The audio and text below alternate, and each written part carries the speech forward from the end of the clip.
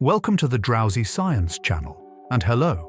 We'll be seeing the Grand Canyon tonight, one of the planet's most remarkable natural wonders. It is a landscape that demonstrates the enormous influence that natural forces may have over a vast amount of time, as well as their incredible power. The scale of the world is shown when one looks across it, a reminder that the Earth is always changing and evolving. But this is not where our journey will end. We'll travel outside of Arizona to see other magnificent canyons worldwide.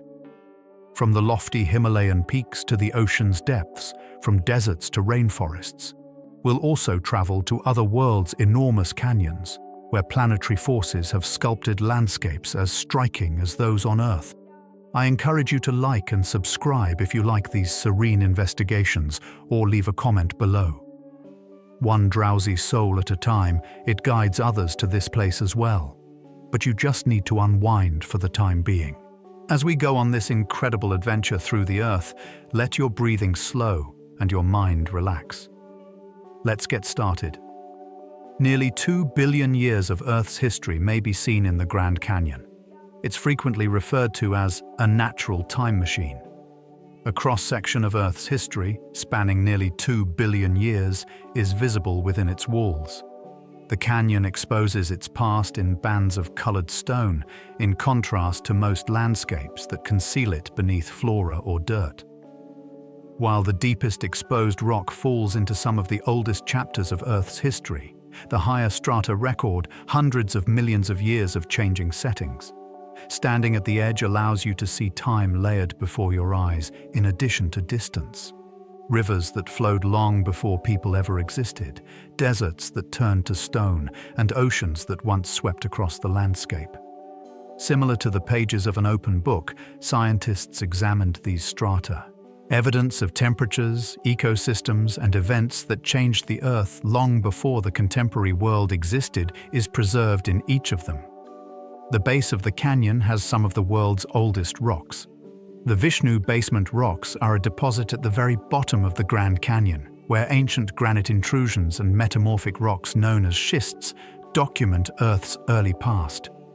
With an estimated age of nearly 2 billion years, these rocks are not simply old, they are incredibly old. They are therefore almost half as old as our planet as a whole. Scientists may see the compacted remains of ocean crust, the deep scars from tectonic collisions that put the continents together, and the relics of long-gone mountain ranges in these strata. Touching them means coming into contact with a substance that has endured innumerable changes, heating, crushing, folding, and lifting, and is still there now. Such old rocks are rarely exposed at the surface of the Earth. Furthermore, the Grand Canyon provides one of the most striking and unclouded views of the untainted origins of the continents we currently inhabit. The canyon was first sculpted by the Colorado River millions of years ago. For millions of years, the Colorado River has been flowing through the canyon's depths. Most experts concur that the river started slicing into the Colorado Plateau at least 5 to 6 million years ago, if not earlier. However, the precise time frame is still up for debate. Gravity and flow took care of the rest once water found a way through the raised stone, gradually dissolving the weaker layers and expanding the cracks in the tougher rock. Tributaries eventually joined the main river, widening and deepening the abyss to become the enormous canyon it is today. This story's steady, continuous size is what makes it remarkable. Every cliff, torrent, and bend serves as a reminder of the silent but irresistible force of water. Even the toughest stone gives way when water and time work together endlessly, as scientists have discovered echoes of a much older landscape in the current river path. Compared to its old rocks, the canyon itself is relatively newer. The Grand Canyon is geologically young while having unfathomably old rocks. This is one of the most startling facts about the canyon.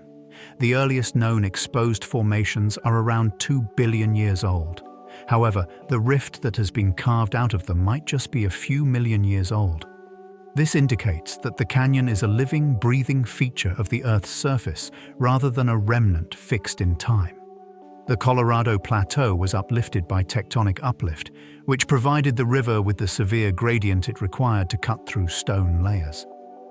In this sense, the canyon resembles an open wound in the crust of the earth, which is relatively new in relation to the age of the rocks it exposes. This provides an interesting contradiction for scientists. Ancient stones telling tales of lost planets sliced apart by ongoing processes. The canyon serves as a reminder of Earth's restless current, as well as a view into the past. Over time, strong erosion deepened the Grand Canyon. The sculpting that gave the Grand Canyon its depth and majesty was erosion. Although the Colorado River served as the main tool, numerous agents collaborated during the entire operation: gravity, ice, wind, and water. Through freezing and thawing, rain and snowmelt slowly pushed boulders apart as they flowed into crevices. The chasm was enlarged by tributary streams, which carved side canyons into the plate that resemble veins. Boulders were carried into the depths by thundering rockfalls from the cliffs, where the river crushed them into gravel and sand. Over time, even wind-borne fine particles contributed to surface deterioration. These pressures carved the canyon into a maze of valleys, cliffs, and ridges over millions of years, deepening it mile by mile. The magnitude of these interrelated processes is what makes the Grand Canyon unique. An ongoing natural erosion experiment that has shaped a stunning and scientifically significant landscape. Ancient minerals glimmer in the Vishnu schist at the bottom. The Vishnu schist is a black, crystalline rock that shines with minerals like garnet and mica, and is located deep beneath the Grand Canyon. Nearly 2 billion years ago, tectonic processes changed pre-existing stone into something new, creating these rocks under extreme heat and pressure. Tiny crystals formed in the Earth's primordial interior are visible as the minerals in the schist catch and gleam when light strikes it. Because they document events from the Archean and Proterozoic ages, when life on Earth was still microscopic and the continents were forming new forms, geologists value these rocks. Standing in front of some of the most resilient witnesses in the history of Kinetrai is what it means to meet the Vishnu schist. These rocks are physically stunning in addition to being significant from a scientific standpoint. The lighter layers above contrast with their black shine. The narrative of Earth's deep innards is maintained and shown at the base of the canyon in their shimmer. The canyon's fossils provide insight into ancient rivers, seas, and deserts. The Grand Canyon is more than just a stone structure. It also serves as a record of prehistoric life. Its walls include fossils that show ecosystems that underwent significant change over hundreds of millions of years. Marine fossils found in some layers indicate that the area was formerly covered by shallow waters that were home to trilobites, corals, and brachiopods. In others, historic riverbanks and floodplains are marked by plant impressions and footprints. Even the ripples of long-gone dunes are preserved in desert sandstones. Every fossil provides insight on previous habitats: rising and declining seas, shifting rivers, encroaching deserts, and the establishment of forests. When combined, they create a timeline of the Earth's surface changes, illustrating the emergence, development, and disappearance of ecosystems. Paleontologists view the Grand Canyon as a living repository of not only water and rock, but also of the animals and environments that previously flourished where valleys and cliffs now exist. Parts of the canyon were formerly covered with volcanic lava. The Grand Canyon has fire scars, but its sedimentary layers are what make it most famous. Fields of hardened basalt in its western reaches show where molten rock was originally splattered across the terrain by volcanic eruptions. The Colorado River was momentarily dammed when these volumes, which had occurred as recently as a few 100,000 years ago, poured into the canyon. Large lakes developed behind these natural barriers, but the river eventually forced its way through, causing them to be broken. Basalt cliffs and sporadic volcanic cones that rise above the canyon rim are still remnants of these eruptions. For geologists, these lava flows demonstrate how the canyon's surface was shaped by Earth's hot interior as much as by water and stone. They serve as a reminder that the Grand Canyon is a dynamic landscape shaped by a variety of strong forces. Sunrise and dusk reveal a variety of hues on the canyon walls. The Grand Canyon's wall-to-wall hue variation is one of its most remarkable aspects. The strata show up in vibrant red, orange, gold, and violet hues during sunrise and sunset, when light is shining at a low angle. The mineral makeup of the rocks is what gives them these hues. Darker layers absorb shadows that intensify the contrasts, limestone reflects lighter creams, and iron oxides provide reds and yellows. This effect is enhanced by the canyon's enormous expanse as rocks and ridges capture light in different ways, resulting in a shifting mosaic that varies minute by minute. According to scientists, the palette can be changed by climatic factors, dust, humidity, and even smoke from wildfires, which can occasionally give the canyon bizarre colors. As a reminder that geology is not merely old and unchanging, but rather vibrant with color, shape, and the shifting light of each day, the result is nothing short of spectacular for tourists. Clues regarding shifting prehistoric climates are preserved in the rock layers. The stone walls of the Grand Canyon are more than just strata of rock. They serve as proof of changing climates over extended periods of time. Ancient deserts with wind-piled dunes are preserved in sandstones. Shells and corals from times when the area was covered by shallow waters are preserved in limestones. Slow-moving rivers and muddy floodplains can be seen in shale formations. Scientists can reconstruct historical climates, from tropical beaches to desert interiors, by examining these rocks. These changes demonstrate how dynamic Earth has always been, with continents shifting, sea levels fluctuating, and temperatures repeatedly altering ecosystems. Thus, the canyon is more than just a striking natural setting. It is an environmental record that shows how things are always changing, sometimes dramatically. It gives scholars crucial insights into the evolution of climates and a long-term view of the trends influencing the modern world. Across Arizona, the Grand Canyon extends for hundreds of miles. The Grand Canyon is a vast expanse of land that stretches across northern Arizona for about 277 kilometers. It is more than just a deep valley. As a result, it is among the Earth's greatest continuous geological landforms, slicing across the Colorado Plateau like a time-worn scar. This distance is noteworthy because the canyon is irregular along its length. Its width, depth, and even the nature of the rock layers vary, resulting in a changing landscape of side canyons, cliffs, buttes, and mesas.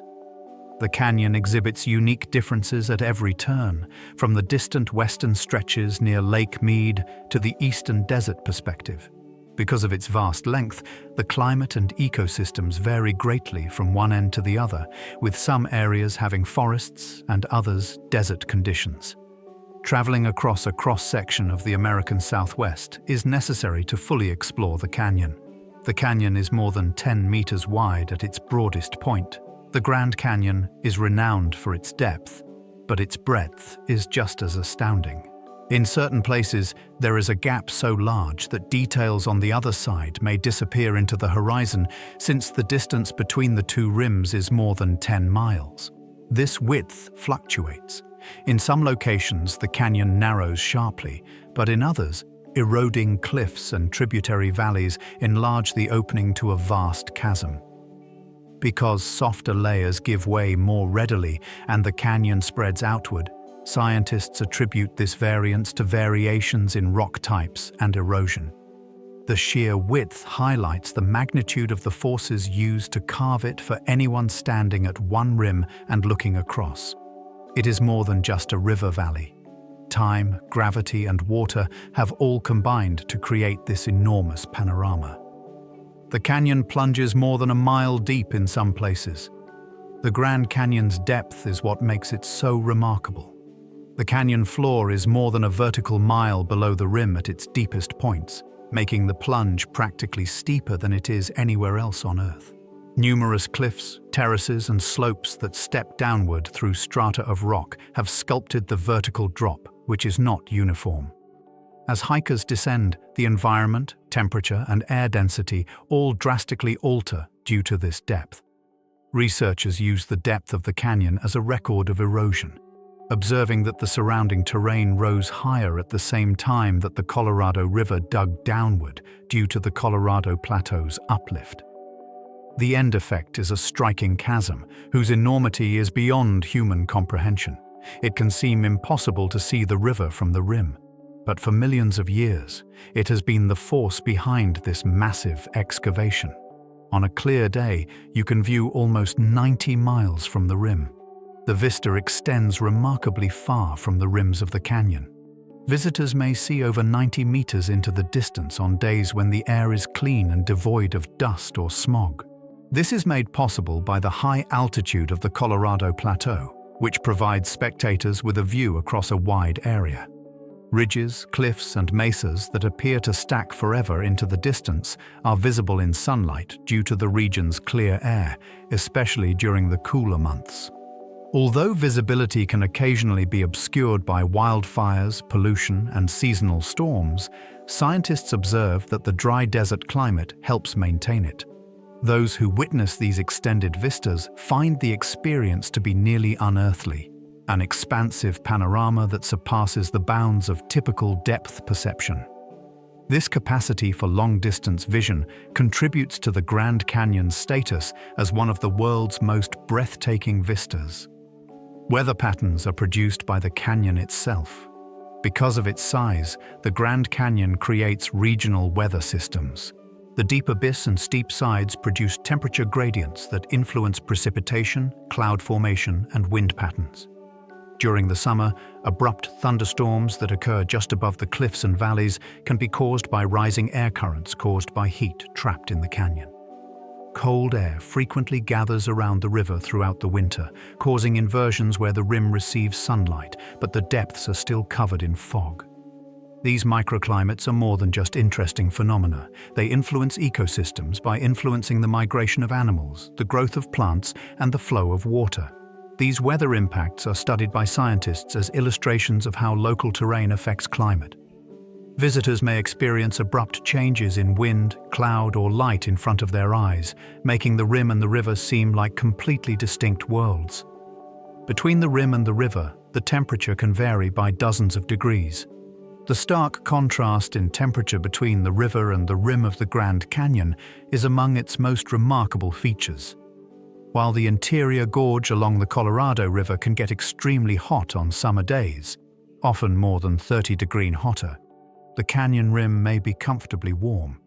The reason for this discrepancy is the height change of over a mile, which alters heat retention and air density. The deeper portions retain heat like an oven, especially when sunshine bounces off dark rock surfaces, while cooler air remains on the rim.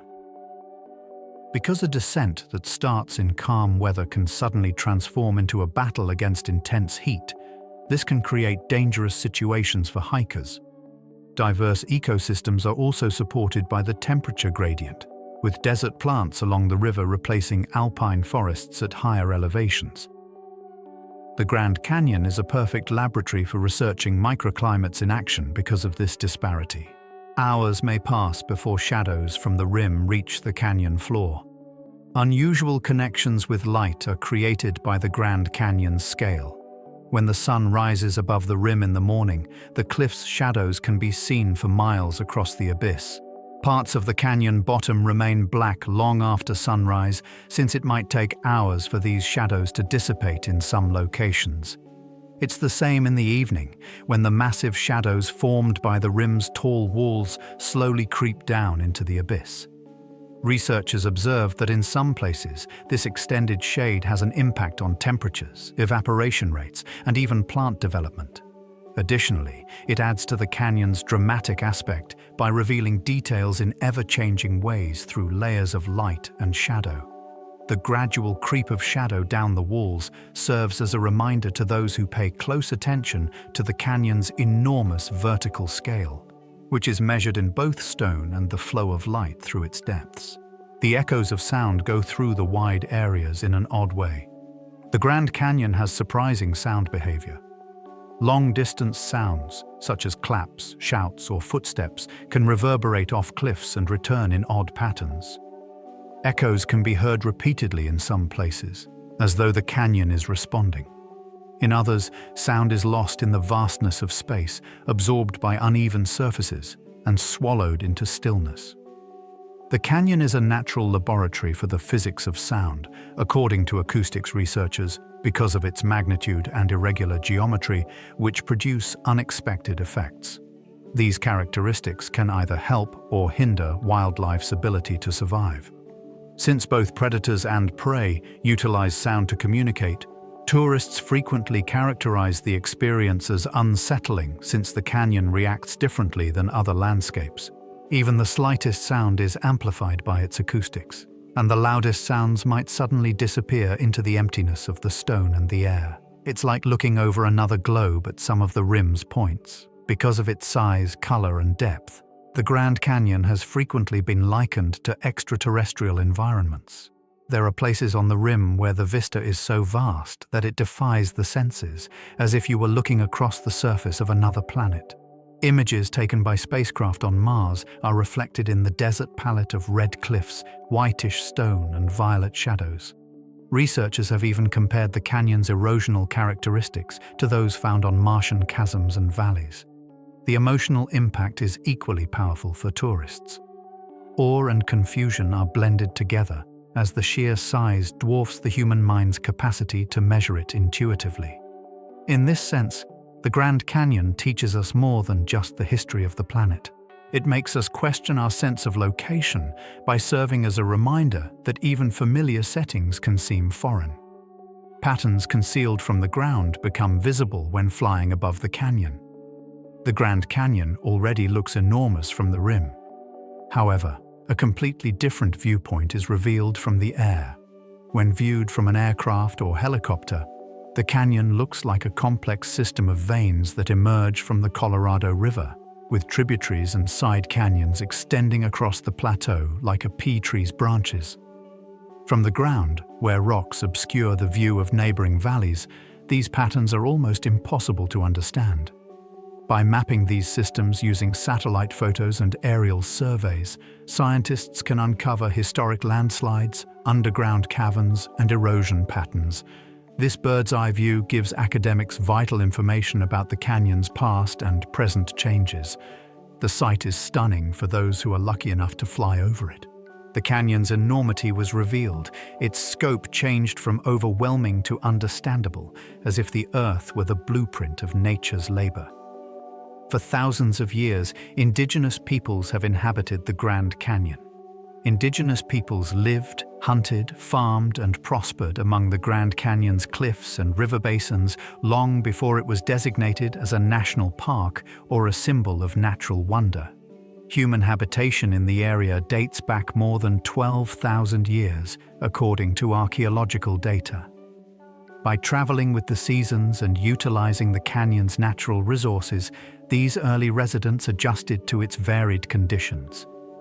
In an environment of both immense opportunity and considerable challenge, ancient tools, homes, and food remnants show a lengthy history of survival and ingenuity. For many indigenous people, the canyon still holds great spiritual significance in addition to offering refuge and fertile land sections.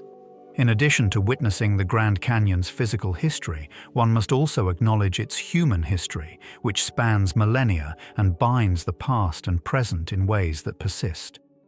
The canyon is revered by the Hopi as a place of origin. The Grand Canyon holds great spiritual significance for the Hopi people, who view it as more than just a natural setting. It is associated with their coming into this world, a sacred area linked to their people's beginnings and their continuing connection to the land, according to Hopi tradition. Ceremonies and stories continue to celebrate the ties between certain of the canyon's places, which are considered to be extremely significant. The canyon is more than just a geological marvel, as this viewpoint demonstrates. It is a cultural monument that has been a part of the identity and legacy of the people who have shared it for many generations. Scientists use the canyon to study time and rock. It serves as a living narrative for the Hopi, and a reminder that the significance of landscapes extends beyond their physical characteristics. Our comprehension of the canyon's significance to humanity as a whole is enhanced by these intersecting viewpoints. Deep within the canyon, the Havasupai people continue to reside. The Havasupai people's story is one of the most amazing accounts of human habitation in the Grand Canyon. The Havasupai still reside in villages deep within the canyon, in contrast to most other cultures that live on the rim or adjacent plateaus. Their residence is close to undiscovered waterfalls and lush areas fed by crystal-clear streams that flow into the Colorado River. As a reflection of their strong bond with these breathtaking turquoise rivers, the name Havasupai means people of the blue-green waters. The Havasupai have been cultivating crops, building houses, and maintaining a lifestyle that is specifically tailored to canyon life for millennia. They still reside there today, maintaining traditional customs while greeting hikers and horseback riders that enter their valley. Their continued existence shows the close bond between humans and the environments they live in, as well as the tenacity of the human spirit. A living connection between the canyon's ancient past and present is provided by the Havasupai. There are still remnants of ancient Puebloan homes in cliff walls. Traces of the ancient Puebloan people, also referred to as the original Puebloans, may be found all around the Grand Canyon. High inside the cliffs, where stone and mud buildings still cling to all coves protected from rain and weather, they erected homes. These dwellings, some of which are almost a millennium old, demonstrate an advanced level of canyon environment adaptation. The sites provided access to agricultural lands and water supplies while providing protection from flooding and attackers. Shards of pottery, tools and food remnants discovered at these locations reveal a culture that was acutely aware of its environment. Because of the arid climate, many of these homes have survived astonishingly well, providing archaeological windows into daily life hundreds of years ago. These rock homes serve as silent reminders to contemporary onlookers that the canyon has never been just a barren area. For many generations, it has been a human landscape. Stone-etched petroglyphs tell tales from long times. In addition to natural traces, the Grand Canyon's walls also feature intentional carvings from prehistoric peoples. Throughout the canyon and its tributaries, there are petroglyphs, images carved into stone surfaces. These drawings, which date back thousands of years, feature human characters, animals, hunting scenes, and symbolic patterns that have timeless significance. Although many elements are still unknown, archaeologists interpret them as documents of communication, ritual, and life. These petroglyphs, which link contemporary populations to their predecessors, frequently have spiritual or cultural value for indigenous peoples. Petroglyphs are among the most persistent human traces on the Earth because they are permanent in stone, unlike paintings that can fade. Their existence serves as a reminder that the Grand Canyon is not just a natural wonder, but also a cultural repository, with both the natural record of time and human history literally etched into its walls. Centuries ago, Spanish explorers made the first written records of the canyon. In the 16th century, Garcia López de Cárdenas led a Spanish expedition that was the first Europeans to see the Grand Canyon. The explorers discovered the vast canyon abyss while looking for the legendary 7 cities of gold. They tried to descend, overwhelmed by its size, only to find that the descent was far larger than they had anticipated. In addition to describing the canyon's size, their written records also highlighted their incapacity to completely understand or traverse it. Although the canyon had already been inhabited by indigenous peoples for thousands of years, this encounter was the first time it was mentioned in written history.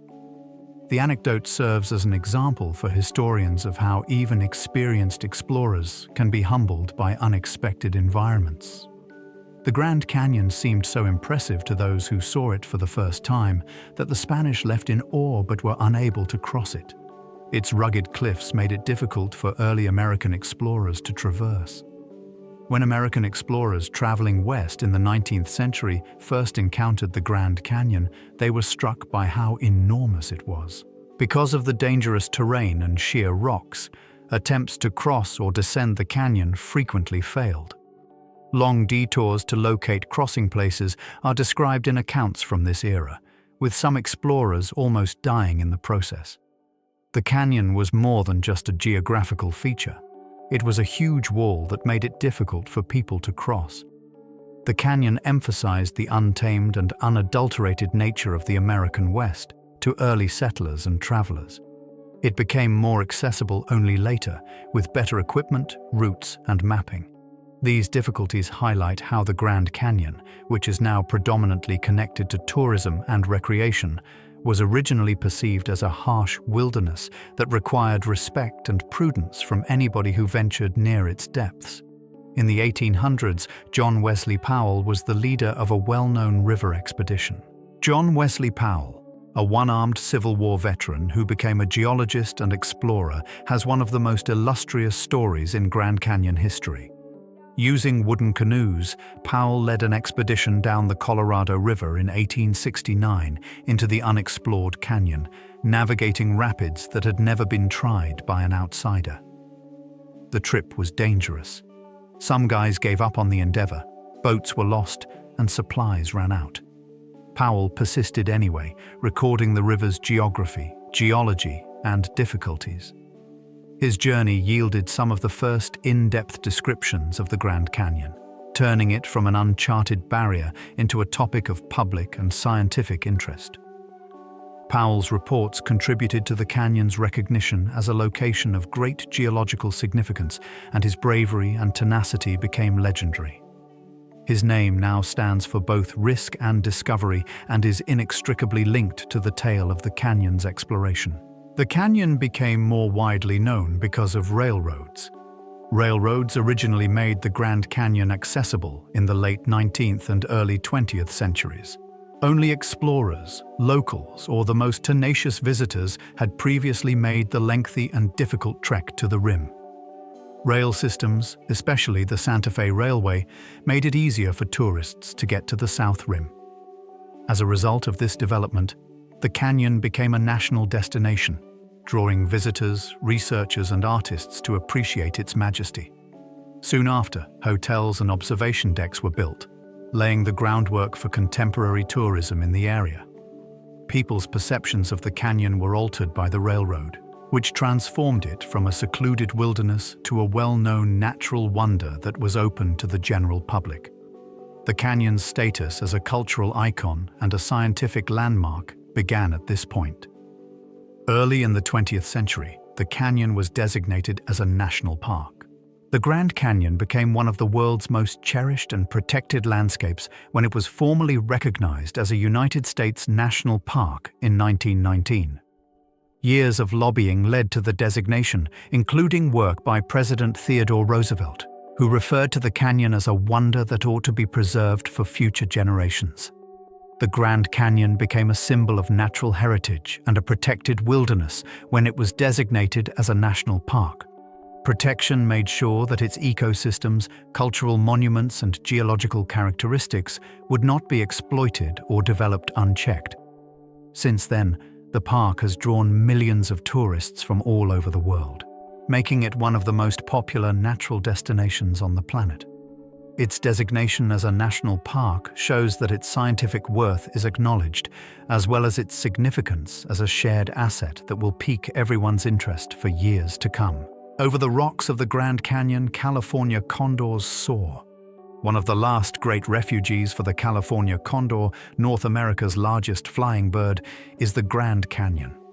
These amazing birds, whose wings are almost 10 feet across, soar around the walls of the canyon with ease. They use rising columns of warm air to stay in the air for hours at a time, with hardly any wind. By the late 20th century, the condor population had dropped to less than 30 individuals after being on the verge of extinction. Their populations have gradually increased as a result of an extensive conservation program that includes captive breeding and release. one of the rare locations where tourists may gaze up and observe this ancient species, a bird with a pedigree dating back millions of years, is the Grand Canyon. A condor circling over the canyon walls serves as a reminder of the tenacity of not only the natural environment, but also the animals that rely on it and the human endeavors to rescue them from the brink. Bighorn sheep in the desert are adept at negotiating the rough terrain. The desert bighorn sheep is one of the few animals that exhibit such remarkable adaptation to the vertical world of the Grand Canyon. With incredible agility, these sure-footed creatures traverse the canyon's ledges and cliffs, where even one mistake could spell disaster. With rough soles that grip rocky ground like natural climbing shoes, their hooves are specially made for this lifestyle. The sheep withdraw to heights where few can follow them, using the steep terrain as cover from predators. These animals have been hunted and revered by indigenous peoples for centuries, and their existence still shapes the ecosystem of the canyon today. Another indicator species is the bighorned sheep. The condition of the canyon's vegetation and water supplies is reflected in their survival. Their elegant ascent of nearly vertical slopes provides a living example of evolution at work. A reminder that even in the harshest conditions, there are niches where life not only endures but flourishes with amazing grace. At night, feral cats prowl the canyon. Despite its name, the ringtail cat is actually a small nocturnal relative of the raccoon rather than a cat. Under the cover of darkness, these secretive creatures explore the Grand Canyon. Though hardly observed by tourists, they leave behind signs of their existence in calls and trails. Ringtails have long, striped tails and big, glowing eyes, making them ideal for nighttime hunting. In pursuit of food, rodents, and insects, they ascend canyon walls and maneuver around cliffs. Ringtails have a long history with humans, since indigenous peoples used to tame them as companions to keep food stockpiles pest-free. They are still covert inhabitants of the canyon's ecosystems today, contributing to the equilibrium of lesser animal and insect species. It is a unique gift to see one dashing down the rocks in the starlight. The ringtail is an essential component of the canyon's nocturnal ecosystem, despite being overshadowed by more famous species. It serves as a reminder of the unseen animals that flourish when we are asleep. Hidden springs are home to rare endangered snails. Tiny freshwater snails are among the Grand Canyon's most unexpected residents. Many of them are unique to Earth. These fragile animals cling to water plants or the undersides of rocks while living in solitary springs and seeps scattered around the canyon walls. Since every spring serves as a small home, species have developed independently, giving rise to distinct lineages with incredibly constrained geographic limits. They are susceptible to habitat disturbance, groundwater use, and climate change because their survival depends only on the persistence of these hidden water sources. Because of their fragility, which reflects the stability of their surroundings, scientists investigate these snails as markers of ecological health. They are just as much a part of the canyon drama as condors or bighorn sheep, despite their diminutive size and ease of overlooking. A record of their survival in the face of adversity can be found in their tiny shells. Conducted in the canyon's most serene areas. The ecosystems of the canyon include pine forests and desert cacti. Although it encompasses several ecosystems, the Grand Canyon is sometimes pictured as a single arid environment. Ponderosa pine, aspen, and spruce woods are supported by cool weather along the rim. Cacti, creosote plants, and desert shrubs can be found in the sweltering inner canyon, which is just a mile below. The canyon's elevation fluctuations replicate the climate variation you would experience while traveling from Canada to Mexico. A remarkable variety of plants and animals may coexist in a comparatively small space thanks to this vertical diversity. The Grand Canyon serves as a natural laboratory for scientists, demonstrating how life is shaped by altitude and environment. Hiking from rim to river is like passing through completely separate worlds for tourists. Similar to how the rocks in the canyon are stacked throughout time, each zone has its own rhythms and communities, demonstrating how ecosystems are stratified vertically. The vegetation on the riverbanks is very different from that on the rim. Plant life in the Grand Canyon exhibits striking differences due to its tremendous elevation decrease. Like woodlands found further to the north, pine, juniper, and oak forests predominate along the rim due to lower temperatures and more rainfall. But as you descend into the river, the landscape changes to one of arid flora, with willows embracing the water's edge, spiky cactus, and sturdy mesquite. There are transitional zones in between, each with its own plant communities, ranging from grasses and shrubs to wildflowers that blossom in response to seasonal rainfall. These stark variations arise because the environment changes significantly with each 1,000 feet of elevation.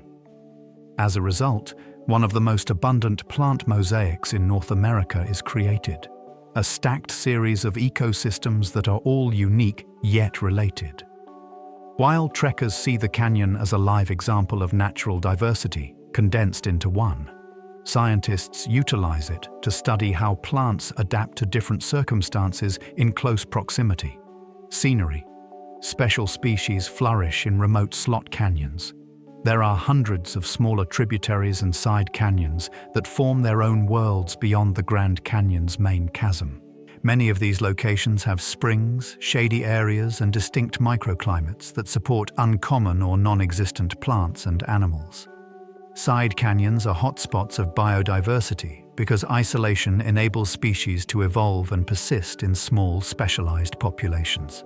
Some are home to relict species, which are plants that were formerly common but now only exist in protected areas. Some sustain fish, insects, or amphibians, whose whole populations are restricted to a single canyon branch. These side canyons are essential to the scientists' comprehension of how isolation affects survival and evolution. They are mysterious locations that are off the beaten path for adventurers.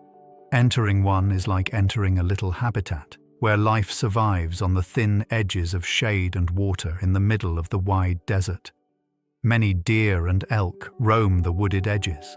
The Grand Canyon's upper altitudes along its rims maintain vast forests, which are home to huge species like mule deer and elk, despite the scorching and arid depths.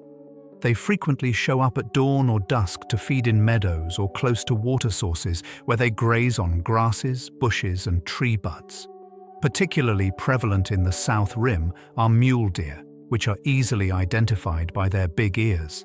Larger and more formidable elk flourish in the colder woodlands of the north. In addition to influencing plant ecosystems and acting as prey for predators like mountain lions, both species have significant ecological responsibilities. Additionally, their existence connects the canyon to larger ecosystems throughout the Colorado Plateau. Visitors can relate the untamed environment of the canyon to the life rhythms of animals that have wandered these highlands for innumerable centuries by witnessing an elk emerge from the trees or a young deer paw at the rim. Warm rocks provide a haven for vibrantly colored lizards. Lizards are seen all around the Grand Canyon, darting across rocks and pathways. They are a recognizable sight because of their rapid motions and vibrant colors. Species such as the collared lizard exhibit vivid turquoise, green, and yellow colors, which are particularly noticeable during territorial defense by males. Others, like side-blotched lizards and whiptails, exploit camouflage and speed to avoid predators. The rough environment of the canyon is ideal for these reptiles. Their small size and agility allow them to sneak into cracks to escape danger or control temperature, and their cold-blooded constitution allows them to subsist on heat absorbed from sun-baked stones. Because they eat insects and subsequently become prey for birds, snakes, and mammals, lizards play an important role in the canyon's food chain. Their diversity and abundance demonstrate how well even tiny organisms can adapt to harsh environments. It is a little representation of the canyon's combination of beauty and resiliency to watch one bask still on a flaming red rock. From pools in a shaded cave little frogs call. There are shady grottos and springs where little frogs live tucked away among the Grand Canyon's tangle of cliffs and side canyons. These microhabitats provide oases where amphibians can live all year round, in contrast to the dry cliffs above. The canyon tree frog, which clings to rocks close to streams and waterfalls, is one noteworthy species. Their harsh staccato yells reverberate against the stone on summer evenings, which is a surprising sound in such a parched setting. There is more to these frogs than meets the eye. They serve as ecological markers. The existence of amphibians indicates the health of delicate aquatic ecosystems because they are extremely sensitive to temperature and water quality. Hikers who stumble upon them may experience a sense of enchantment, an unexpected influx of life in a desolate environment. These frogs serve as a reminder that the canyon is home to fragile life forms that endure despite all obstacles, in addition to being a place of stone and quiet. At the center of the canyon is the Colorado River. The Colorado River, the restless force that sculpted a large portion of the current abyss, is located at the heart of the Grand Canyon, flowing from the Rocky Mountains to the Gulf of California for over 1,000 kilometers. The river flows for around 300 meters through the canyon. It continues to deepen and sculpt the gorge as it passes towering cliffs and slices through old rock. The river's strength is derived from both its water and the silt it transports. Boulders, sand, and gravel cause the canyon to deepen with each flood and surge. The river has historically provided food and spiritual significance to indigenous peoples. It continues to serve as a case study for scientists studying the gradual but relentless force of erosion. Standing next to it is like witnessing the canyon's live heart, constantly reshaping the terrain. Among the most severe in North America are river rapids. Whitewater rapids in the Grand Canyon are some of the most difficult in the world, and the Colorado River is well known for them. With waves and drops strong enough to challenge even the most seasoned rafters, rapids like Lava Falls, Crystal, and Horn Creek are renowned among rafters. Rapids are created when a river is constrained by boulders, landslides, or resistive rock layers, which causes water to turbulence and produces standing waves that can reach the height of a person. The most intense rapids in the Grand Canyon receive the highest numbers on a special scale that ranges from 1 to 10. Rapids show scientists how rivers change their shape in response to rockfalls and floods, interacting with geology in real time. The experience is remarkable for those who dare to traverse them. An up-close look at unadulterated natural power against the backdrop of some of the most breathtaking scenery on the planet. Expeditions, including rafting, can take weeks to finish. The Grand Canyon is a long journey to traverse by raft. It can take more than 2 weeks to complete an excursion that travels the whole river through the canyon. Rafters camp on shifting sandbars, negotiate dozens of rapids, and explore side canyons that are only reachable by water. The trip is intensely absorbing and physically taxing. The river becomes a universe unto itself without roads or convenient exits, isolated from the noise and distractions of contemporary life. Long river expeditions are also taken by scientists to gain first-hand knowledge about geology, hydrology, and ecosystems. Short trips to the rim cannot provide the insights that these treks do. The journey's length, which necessitates adjusting to the canyons and rivers' rhythms, is what transforms many people. It serves as a reminder that some landscapes require patience, time, and constant observation to fully comprehend. Throughout history, the river has undergone numerous course changes. The Colorado River, as it exists today, is merely the most recent development in a lengthy tale of changing routes. The river has undergone numerous route changes over millions of years due to volcanic activity, landslides, and tectonic uplift. The canyon and adjoining plateau are replete with evidence of abandoned channels that are rich in sediments and fossils. These changes demonstrate the landscape's dynamic nature, as water continuously searches for new routes in the rock. In many instances, landslides or lava flows temporarily dammed the river, forming enormous lakes that later emptied. In some places, the river had to cut deeper due to uplift, leaving older valleys behind. To recreate the geological history of the canyon, geologists must examine these paleochannels. It serves as a sobering reminder to tourists that the canyon we currently admire is temporary. Since the river is still changing, its path in the far future can alter greatly from what it is today. Upstream dams have changed the ecology of rivers and the flow of silt. The Colorado River has been altered by modern engineering, especially with the building of Glen Canyon Dam upstream of the Grand Canyon. Large volumes of silt that would naturally replenish beaches and sandbars downstream are trapped by the dam, which was finished in the 1960s.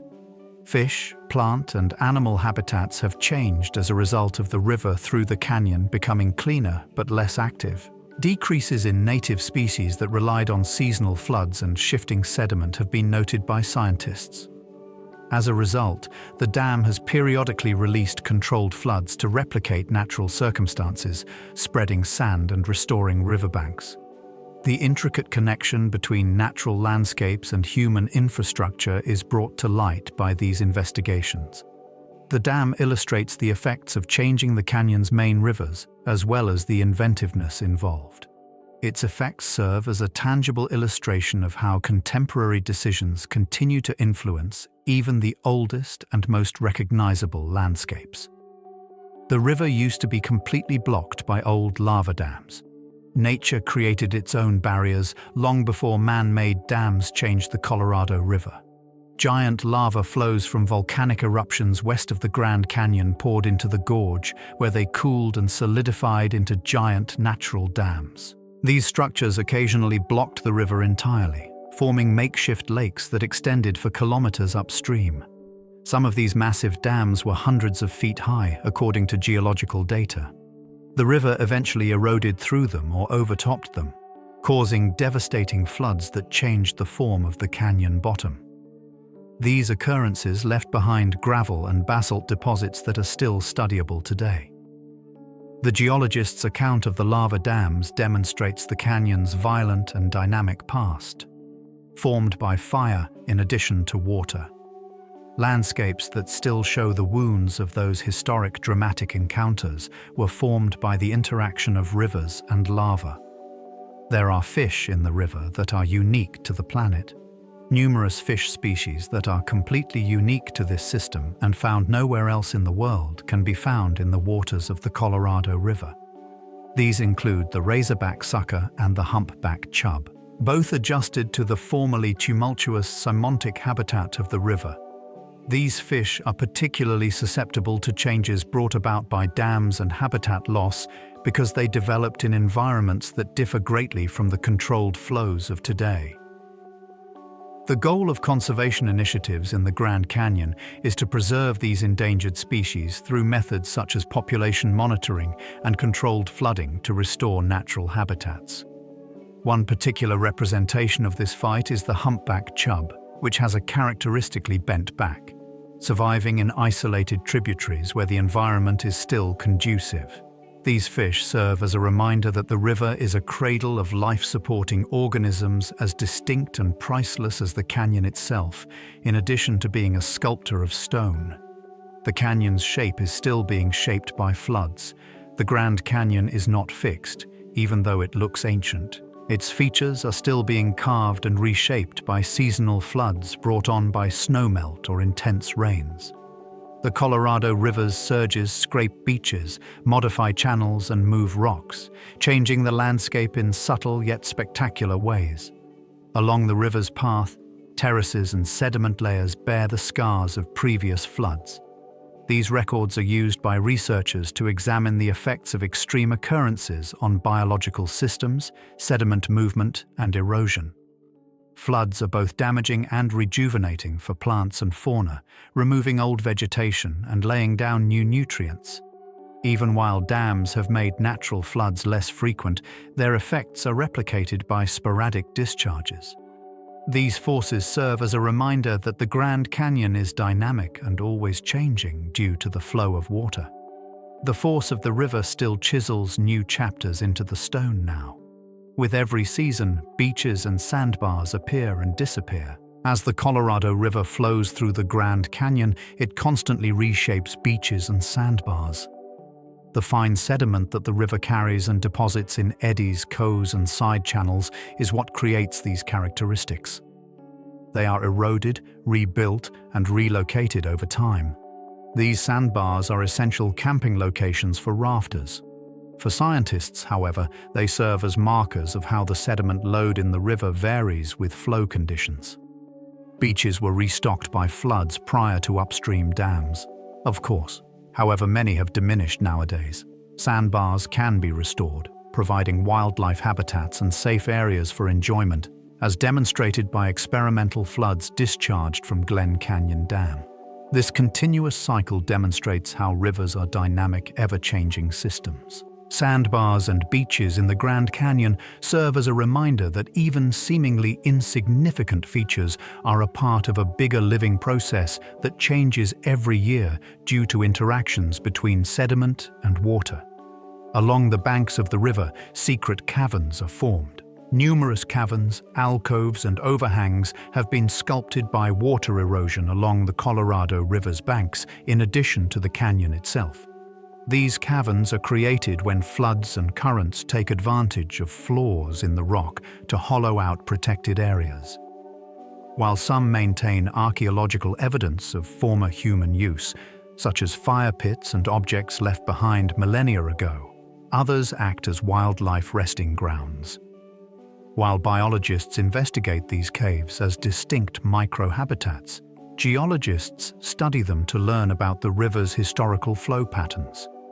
Finding a hidden cave can be likened to stumbling into a different universe for raft adventurers. Tucked away among the flaming stone walls was a cool, shaded haven. These caverns serve as a reminder that erosion affects both fine features and expansive areas. The river's silent perseverance in altering the canyon is demonstrated by each hollow. At a Picho moment, one pocket of stone at a time.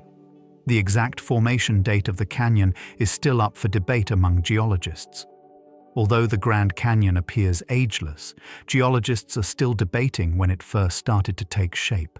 According to some evidence, the current canyon was created when the Colorado River set its current route, some 6 million years ago.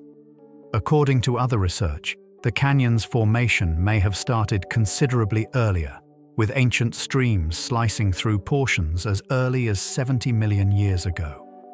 Conflicting chronologies have been provided by thermochronology, which gauges how quickly rocks cool as they approach the surface, indicating that some areas are significantly older than others. According to the current theory, the canyon most likely developed in sections with earlier valleys that the Colorado River subsequently connected to form a continuous chasm. Even well-known sites have secrets, as this continuing controversy demonstrates. It is still difficult for geologists to put together the canyon's whole history, because it was not created in a single event, but rather as a result of intricate geological processes that took place over a very long period of time. The Grand Canyon serves as a climate change natural laboratory. The Grand Canyon is a natural laboratory for researching climate change because of its vast vertical range and extensive geological record. Scientists can see how Earth's atmosphere and ecosystems changed over hundreds of millions of years, thanks to the rock strata that preserve evidence of past climates, from shallow seas to desert sand dunes. Within the canyon itself, variations in the current climate are also readily apparent. Hikers can encounter environments akin to those on other continents within a few miles, ranging from blazing desert close to the river to alpine woods on the rim. To learn how ecosystems react to variations in temperature and precipitation, researchers examine these gradients.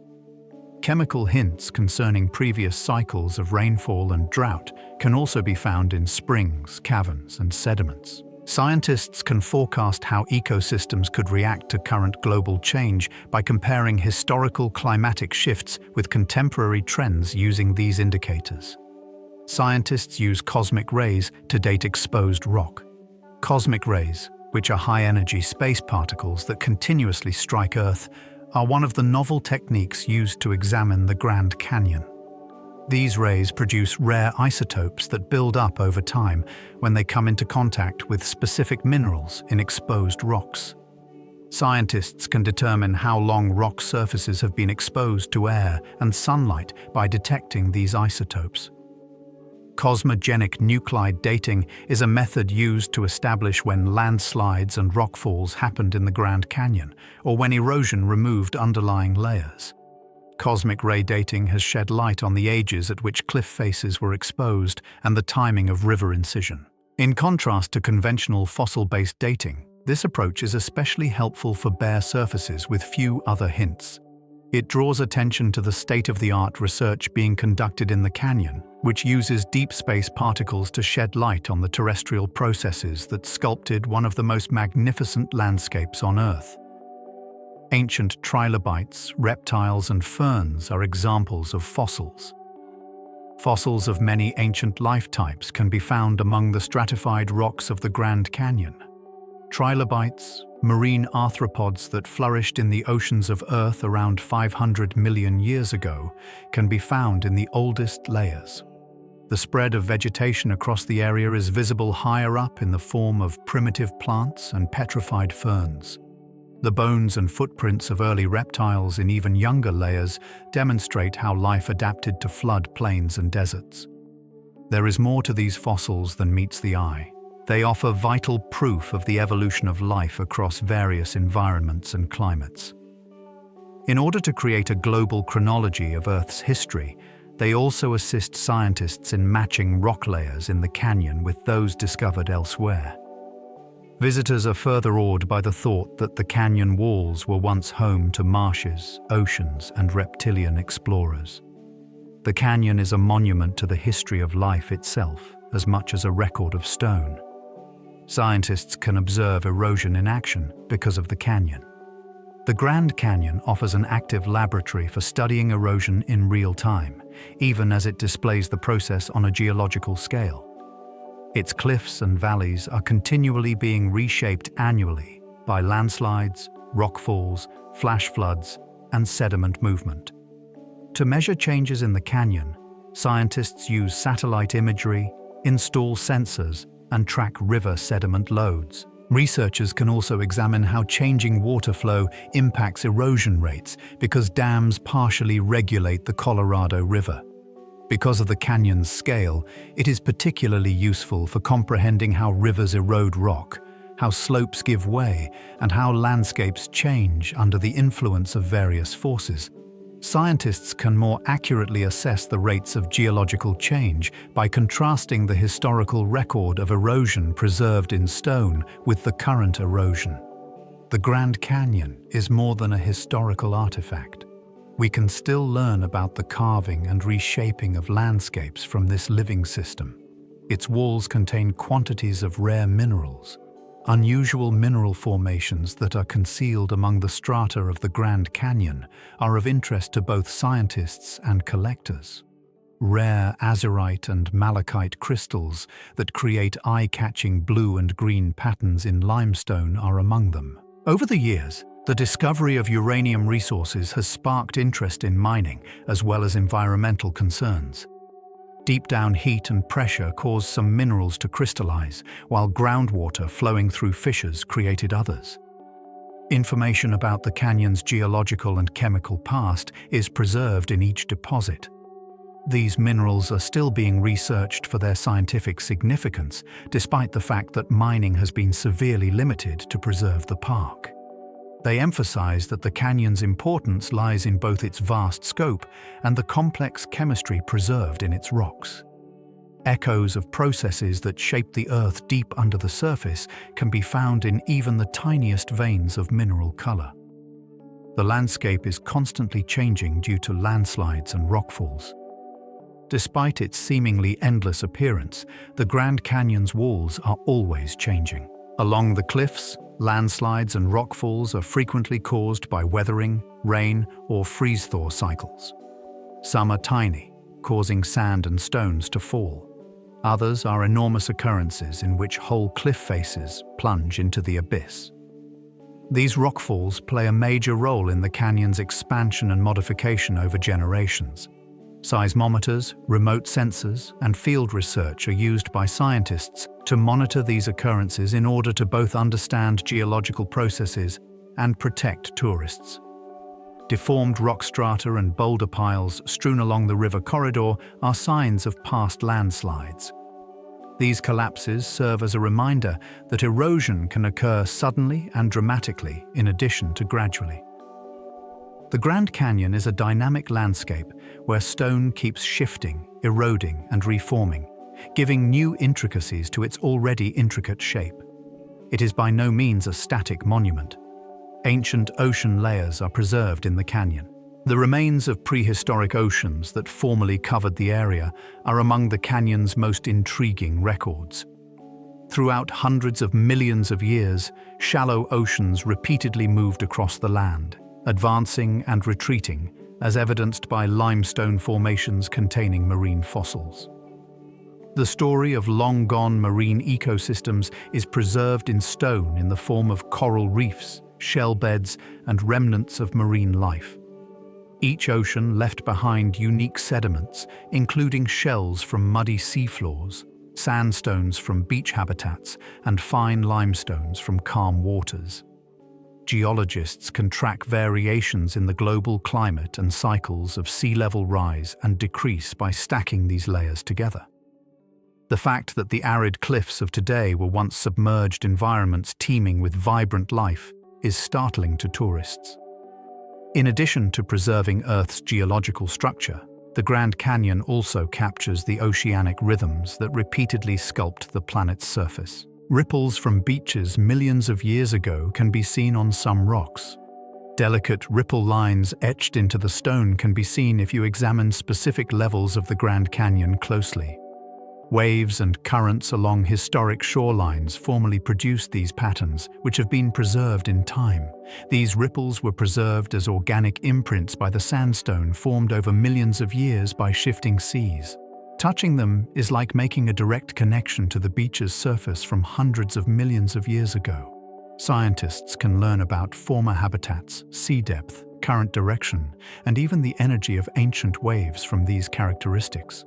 It is astounding how these minute details manage to endure within the canyon's walls, despite massive geological upheavals. They serve as a reminder that geology encompasses not just enormous time spans and towering cliffs, but also the smallest elements that have been preserved. Remnants of silent waves that swept past deserted beaches. There used to be inland seas in the canyon that were filled with life. The Grand Canyon's rock layers document whole inland seas that formerly encased large swaths of North America, in addition to specific shorelines. The area had warm, shallow seas during the Paleozoic era, which supported coral, brachiopod, trilobite, and other marine life habitats. As the world's water levels fluctuated, these seas came and departed, leaving behind vast limestone deposits and strata rich in fossils. Scientists view these rocks as proof of changes at the continental scale that correspond to the rise and fall of oceans caused by glacial cycles and plate tectonics. It is astounding to visitors to the canyon to think that tropical aquatic life formerly inhabited the barren terrain that we see now. What would eventually become one of the driest and most dramatic environments on Earth was filled with inland seas that reached to the horizon. But the canyon walls preserve the memory of these lost worlds. Hiking from the rim to the river takes you across different climate zones. There is more to the descent from the Grand Canyon's rim to the river than a simple decrease in altitude. It is comparable to hiking across continents. The environment drastically changes within a few miles. The rim is covered with chilly pine and fir forests that resemble the northern Rockies highlands. The blazing inner canyon, a mile below, is reminiscent of the Mexican deserts. The top and bottom temperatures can differ by almost 30 degrees, and the vegetation varies with each zone. Scientists utilize it as a living example of how altitude affects ecosystems, while hikers feel it firsthand as they shed layers of clothing throughout their descent. Thousands of miles of climate variability are compressed into one location by the canyon's precipitous descent. It serves as a striking reminder of Earth's complexity to people who travel there, a journey via several settings carved into one chasm. For generations, people have been using the Bright Angel Trail. With a centuries-long history, the Bright Angel Trail is currently one of the most well-traveled paths into the Grand Canyon. Indigenous peoples first used it as a route, depending on it for seasonal travel, access to hunting grounds, and water sources. The track was taken up and developed by settlers and explorers, and it eventually became a popular tourist route. In the late 19th century, mule trains started using it to transport supplies and tourists, solidifying its position as the canyon's major thoroughfare. Today, the Bright Angel Trail descends through layers of exposed rock to provide a direct route from the South Rim to the Colorado River. Every step down reveals new geological formations, making it a living timeline for both hikers and scientists. Its continued use demonstrates how man-made paths can coexist with natural elements, bridging generations across the canyon's vast history. A historic way to descend the canyon is by mule ride. Mule rides have provided tourists with a unique means of accessing the Grand Canyon's interior for over a century. These rides, which blended history and functionality, were first introduced in the late 1800s and soon gained popularity. Because of their endurance and sure-footed steadiness, mules are perfect for tackling steep slopes where horses would trip. Passengers are carried down tight ledges with dangerous drops only feet away, making the experience of riding one down the canyon both exhilarating and humbling. The custom also has roots in the canyon's past, when mail and supplies were transported between the rim and the river using mules. New rides, which provide a gentler, more personal approach to feeling the canyon's immensity, continue to be a symbol of its cultural legacy today. They serve as a reminder that people have always looked for innovative ways to traverse difficult terrain, depending on reliable allies to guide us safely into the depths. Occasionally, adventurers try to walk across the canyon in a single day. Some adventurers try to accomplish the difficult task of crossing the Grand Canyon from rim to rim in a single day. Over 20 meters are covered in the trip, which includes a more than mile-long vertical plunge and a comparable rise. It puts one's fortitude, readiness, and ability to withstand heat, dehydration, and exhaustion to the test. Trained athletes and seasoned hikers take on the task, frequently starting in the pre-dawn darkness to avoid harsh temperatures, even though park officials advise most visitors against making such endeavors. These efforts serve as a reminder to rangers and scientists of the canyon's harsh character, as well as the human desire to test boundaries. The canyon's wide scope is condensed into a single, remarkable endeavor by crossing it in a single day, highlighting how expansive and difficult the terrain is in reality. There aren't many locations on Earth that present such a stark contrast between the majesty of nature and human limitations. The canyon has been run from rim to rim by extreme athletes. Elite endurance athletes have pushed the Grand Canyon's challenge beyond hiking by setting records for running from rim to rim. These ultramarathon endeavors, also referred to as rim-to-rim or even rim-to-rim-to-rim runs, span more than 40 miles when run round-trip. Runners frequently finish the trip in less than a day, despite the intense heat, steep climbs, and abrupt elevation changes. Such runs need exceptional mental toughness, physical conditioning, and careful hydration and nutrition planning. Even though most tourists can't accomplish these feats, they demonstrate the canyon's dual significance as a scientific marvel and a test of human fortitude. Some scientists see these runs as evidence of the canyon's timeless capacity to evoke wonder and challenge, while others observe that they offer valuable information on human physiology under harsh circumstances. In this way, the Grand Canyon becomes a test of the human soul as much as a geological wonder. Rapids with famous names are encountered during rafting adventures. The names of the Colorado River's rapids in the Grand Canyon are legendary to rafters. Granite, hermit, crystal, and lava falls are a few examples.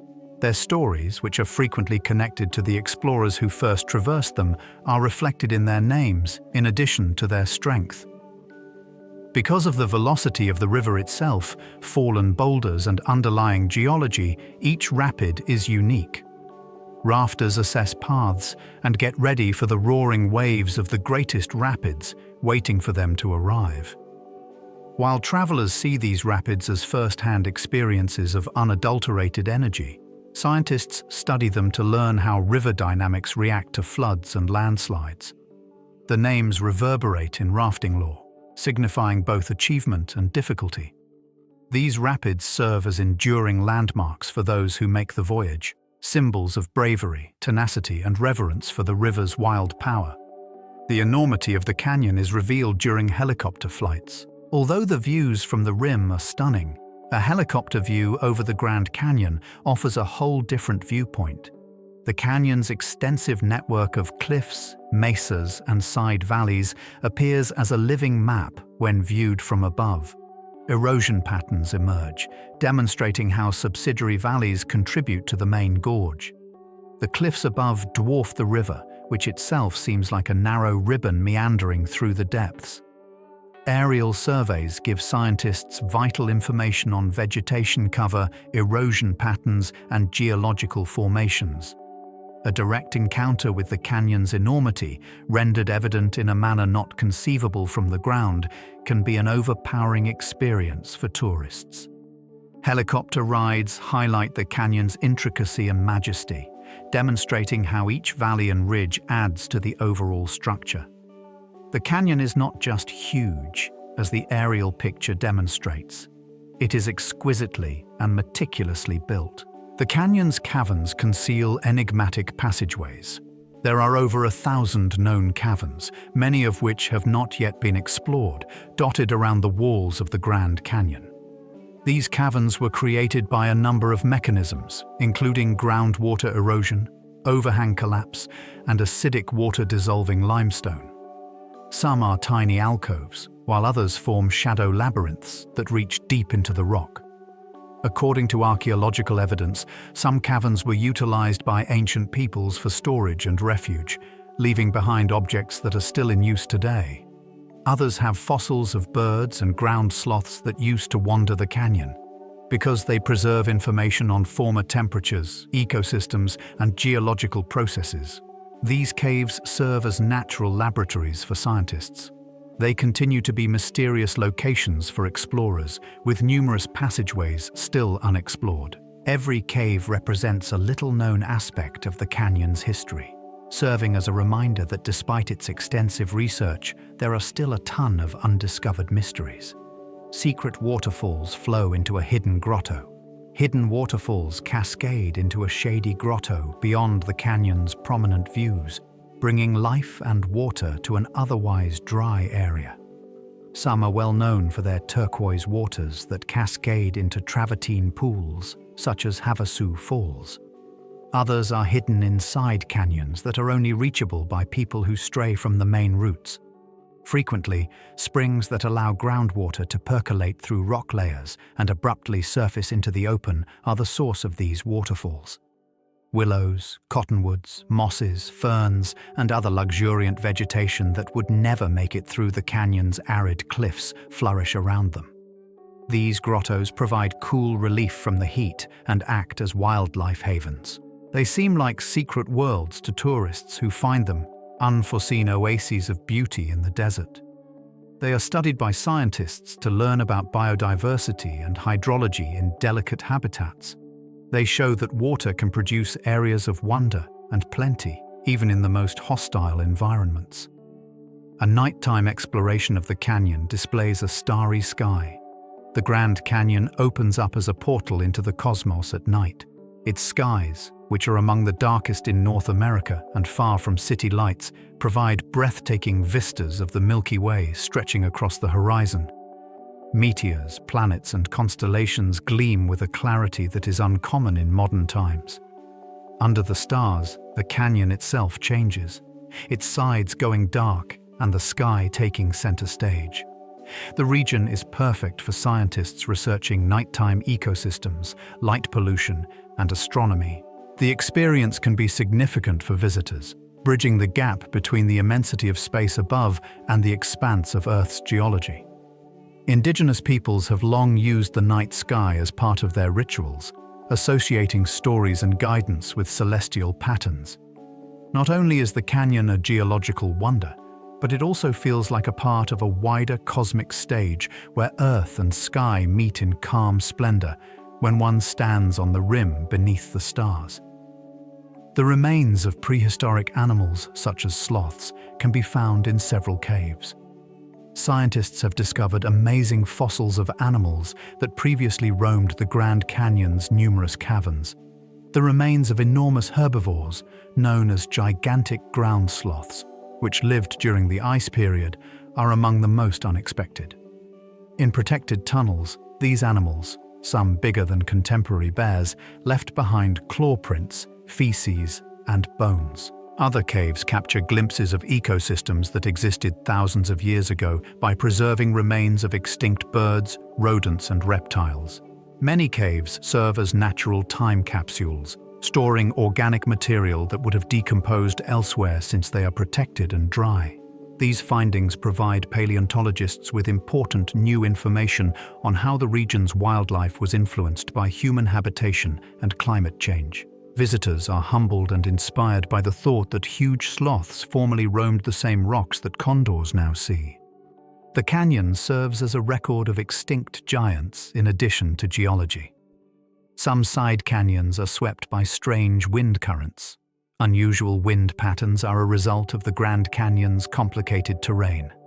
As funnels, narrow side canyons speed up air currents and produce strong gusts that might catch rafters or hikers off guard. The wind roars steadily in some places and swirls erratically in others, rebounding off cliffs and forming little whirlwinds. These wind systems have an impact on everything from erosion to plant growth, according to scientists who research microclimates. Birds also take advantage of them, effortlessly flying above the cliffs on the updrafts. The winds can feel alive to people who are inside the canyon. Unexpected bursts of air can rise like unseen rivers from the depths or swirl past corners. These air currents are a significant ecological force since they also carry seeds, pollen, and even insects. The winds in the canyon serve as a reminder that its atmosphere is just as dynamic as its water and rocks, continuously reshaping, linking, and reshaping life over its enormous expanses. Footprints from fossils depict animals moving sideways. Tracks made by extinct reptiles over 300 million years ago are among the most fascinating fossils found in the canyon. These footprints, preserved on slabs of sandstone, show a curious detail. In contrast to modern species, the creatures appear to move with a gait and walk sideways. These animals, according to scientists, were primitive amphibians or reptiles that could move through shifting sand dunes. They might have been able to stabilize on uneven or steep terrain thanks to their peculiar movement. There is more to these fossilized traces than meets the eye. They are among the first indications of sophisticated land-dwelling animals in North America. Individual toe impressions that were frozen in stone long before the canyon existed can still be visible because of how precisely they have been preserved. They provide paleontologists with unique hints regarding early creatures' adaptability and means of mobility. The knowledge that living things once walked here and left their imprints on the old dunes is a potent link to the past for anybody who sees them. There are around 1,000 known caverns in the canyon. The Grand Canyon is full of secret places, even though most tourists concentrate on the expansive views. Its walls are home to more than 1,000 known caverns, although estimates indicate there may be many more. Some of these caverns reach deep into the geological layers, while others are shallow alcoves or winding passageways. Every cave is formed differently. Some are carved by the dissolution of limestone by groundwater, while others are formed by collapses along joints and faults. Numerous areas are yet uncharted, providing prospects for upcoming geological, archaeological, and biological discoveries. Bats, birds, and insects find refuge in caves, which also retain fossils and relics from earlier eras and civilizations. They serve as natural archives for scientists, holding records of previous vegetation, rainfall, and even meteorological conditions. The complexity of the canyon is shown by the vast amount of caverns. It is a maze of secret passageways within the stone, in addition to a large, open chasm. The caves have only been partially investigated. Only a small portion of the Grand Canyon's more than 1,000 known caverns have been thoroughly investigated. Many are still inaccessible, hiding behind hazardous rockfalls or perched on steep cliffs. Others are just too far away, taking days to get there by boat or foot. Some of those surveyed have archaeological artifacts such as tools, ceramics, and old shelters. Others contain mineral formations or fossils that provide information about historical climates and habitats. Because even minor perturbations can destroy important evidence, scientists and cavers carefully restrict excavation to preserve delicate ecosystems and cultural legacy. As a result, most of the canyon's caverns are still a mystery, and their contents are unknown. This feeling of the unknown is alluring to explorers. It offers academics a wealth of possibilities for further research. Despite its notoriety, the canyon still conceals innumerable secrets in shadowy crevices that might not be discovered for many decades. Rare crystals that were produced under special circumstances can be found in some rocks. Rare mineral crystals can occasionally be found in the Grand Canyon's rocks, in addition to fossils and sediments.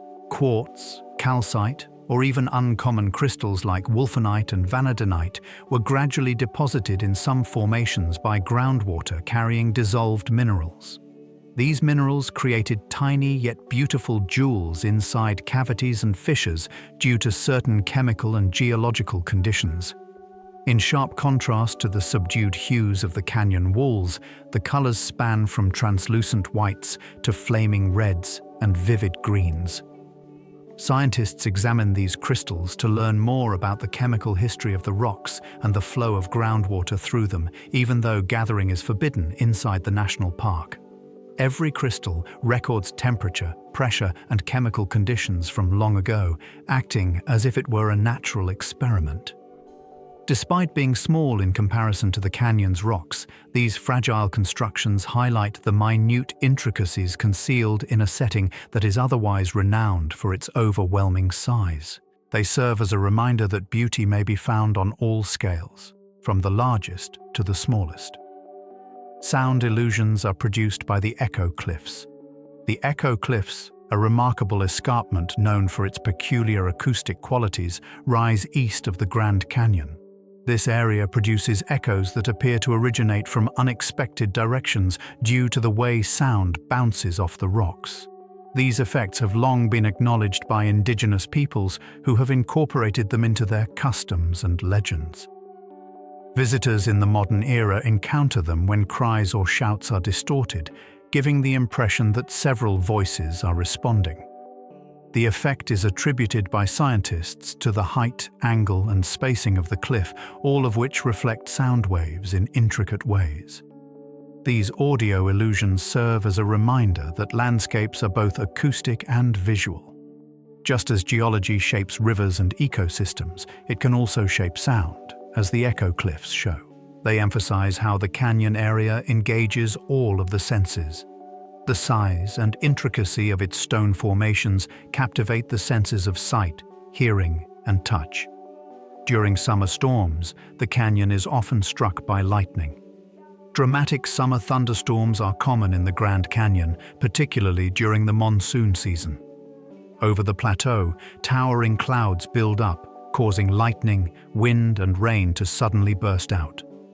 The rims and cliffs of the canyon are regularly struck, occasionally causing rockfalls or wildfires. On the rim, visitors frequently see breathtaking displays of bolts branching across the sky, illuminating the huge terrain in brief bursts. Here, scientists keep an eye on lightning patterns to learn more about how storms originate in rocky areas. These storms are both rejuvenating and damaging to habitats and species. Rain replenishes rivers and springs, while fires remove old plants. The storms serve as a reminder of nature's untamed force and are both frightening and inspirational to mankind. The canyon's size adds to the drama as thunder reverberates through its walls for kilometers.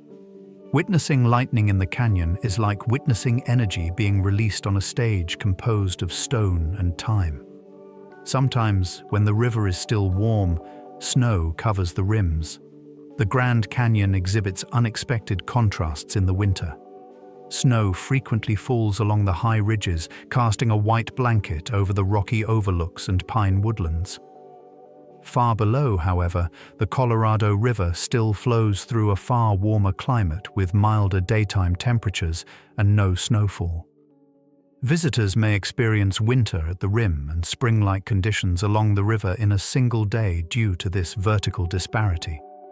It is particularly remarkable to see snow draped across crimson cliffs, an uncommon combination of alpine and desert scenery. These circumstances give researchers the chance to investigate microclimates and the ways in which ecosystems adjust to variations in elevation. The snowpack is essential for animals because it feeds springs and streams when it melts. Another reminder that the Grand Canyon condenses an incredible variety of habitats into a single vertical slice of the planet is this seasonal layering of climates. Hidden springs that flow for millennia can be found in the canyon. The Grand Canyon conceals springs that have been continuously flowing for thousands of years among its parched cliffs.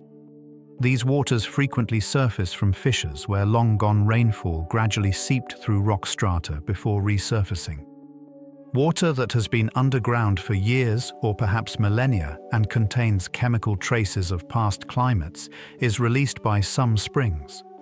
Within canyons, these concealed rivers produce verdant sanctuaries that are home to rare fauna, ferns, and willows. In an otherwise hostile environment, springs have long been revered as vital life supplies by indigenous peoples.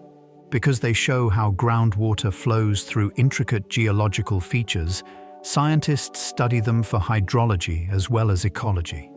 Springs are delicate ecosystems that are susceptible to upstream groundwater exploitation, drought, and climate change. However, they seem amazing when they are found by chance. Water bubbling from stone, cold and clear. Evidence that life persists even in the harshest environments. Even deeper than the Grand Canyon is Tibet's Yaolong Tangpo Gorge. Despite its famous status, the Grand Canyon is not the world's deepest canyon. The Yaong Sanangpo Gorge in Tibet, which was sculpted by the powerful Brahmaputra River as it meanders over the eastern Himalayas, is the site of that distinction. This chasm dwarfs even the Grand Canyon's mile-deep walls at its deepest point, plunging over 3 miles from rim to river. A breathtakingly large panorama has been produced by the combination of strong river currents, heavy rains, and towering mountains. Because tectonic uplift and erosion worked together to build the gorge, scientists view it as a natural laboratory of extreme geology. It has long been an area of mystery to explorers, with parts so far away that detailed mapping was only recently done. It demonstrates the diversity of Earth's big chasms when compared to the Grand Canyon. Both depict time and power in action, yet they each convey a different tale of how landscapes can evoke strong feelings in viewers. The Culca Canyon in Peru descends twice as far as the Grand Canyon does. One of the world's deepest canyons, Culca Canyon, is located in southern Peru. Reaching more than 2 miles from rim to river, it plunges more than twice as deep as the Grand Canyon at its deepest points. Notwithstanding its size, Culca Canyon is not a desolate place. Small communities, terraced farms, and soaring Andean condors abound there. Indigenous peoples have been growing food on the steep hills for millennia, creating elaborate terraces that are still in use today. Hot springs bubble beside the Kawa River as it proceeds to cut deeper. The geology of the canyon is studied by scientists to learn how powerful rivers and quick uplift combine to sculpt such extraordinary depths. The contrast is apparent to tourists. In a setting of overwhelming natural strength, human culture flourishes. Kulka Canyon serves as evidence that enormous chasms are not just geological landmarks, but also places where people and the natural world interact. One of the world's deepest canyons is the Cotahuasi Canyon in Peru. Cotahuasi Canyon, another Peruvian wonder, is located next to Kulka Canyon. With a depth of over 2 miles, it is on par with Cauca as the world's deepest canyon. This gorge was formed by the Cotahuasi River cutting through volcanic rock that had been raised by tectonic pressures, creating towering cliffs that rise above the valley. In contrast to many deep canyons, Cotahuasi is still isolated and hasn't seen much extensive tourism. The top slopes are dotted with villages where people farm terraces in the manner of their forebears. Rare flora and animals that have adapted to the canyon's high walls and microclimates are among the unique ecosystems that have been protected by its seclusion. Cotahuasi provides scientists with an illustration of how erosion, tectonics, and volcanism interact to form extreme landscapes. It serves as a reminder that even in the modern world, there are still enormous natural wonders that are seldom recognized outside of their immediate areas. For those who journey there, it is a place of both majesty and seclusion. The Namibian desert is traversed by the Fish River Canyon. The Fish River Canyon forms a striking scar across the Namibian desert in southern Africa. The greatest canyon in Africa is over 100 meters long and up to half a mile deep. The Fish River Canyon is located in one of the driest areas on Earth, in contrast to the Grand Canyon's wooded edges. Its stony walls and desolate floor reveal a river that only occasionally flows, filling up with water during infrequent floods and remaining dry for the majority of the year. According to scientists, tectonic movements carved the canyon hundreds of millions of years ago, and river erosion further deepened it. Geologists, hikers, and explorers are drawn to it now because of its bleak beauty. The Fish River Canyon serves as an example of how ancient rivers can leave their mark on even the most arid deserts, creating incredibly large valleys in environments where life hardly survives. The Grand Canyon is smaller than Mexico's network of copper canyons. The Copper Canyon, also known as the Barranca del Cobre, is a huge network of 6 interconnecting canyons located in northern Mexico. Together, this network spans an area several times greater than the Grand Canyon and is both deeper and longer in certain locations. Rivers from the Sierra Madre Occidental have sculpted the Copper Canyon, which is a labyrinth of peaks, valleys, and cliffs. The greenish color of the lichen-covered rock, which gives the walls a coppery glow in the sun, is the source of its name. In contrast to the parched Grand Canyon, the Copper Canyon is home to waterfalls, lush woods, and centuries-old indigenous groups, such as the Raiyamuri people, who are known for their endurance racing traditions. Its ecosystems and geology are studied by scientists as models of canyon creation in a distinct environment and climate. Although the Grand Canyon is distinctive, it is not alone, as the Copper Canyon demonstrates. There are other chasms on Earth that are comparable to it in size and variety. The Himalayas are sliced through by Nepal's Kali Gandaki Gorge. Depending on how depth is defined, the Kali Gandaki Gorge in Nepal is frequently referred to as the world's deepest gorge. The striking contrast between the riverbed and the majestic Annapurna and Dhaulagiri Himalayan peaks, which soar more than 5 miles above it, is what makes it remarkable. For millions of years, the Kali Gandaki River has cut a course through these mountains, establishing a corridor that has functioned as a trade route between Tibet and India. High within its walls are fossils of extinct seashells, which serve as a reminder that the Himalayas were once the ocean floor. The gorge provides scientists with a large-scale example of the interaction between rivers and tectonic uplift. With communities, monasteries, and trails lining its slopes, it provides visitors with both geological drama and cultural richness. The Gandaki Gorge is a location where the histories of nature and humanity converge. The high mountains of Pakistan are carved by the Indus Gorge. The Indus River cuts a breathtaking valley through the Himalayan and Karakoram ranges in northern Pakistan. Below some of the highest peaks, such as Manga Parbat, which rises more than 26,000 feet, is one of the world's deepest gorges. As the earth rises and the water cuts deeper and deeper, the Indus Gorge shows the tremendous erosive strength of a river combined with rapid tectonic uplift.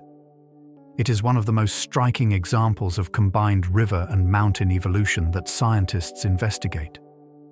The gorge has long been used by the local people as a route for trade and cultural exchange through difficult terrain. It is hard to understand its immensity. More vertical relief is produced by the difference between the riverbed and the summits than practically anywhere else on Earth.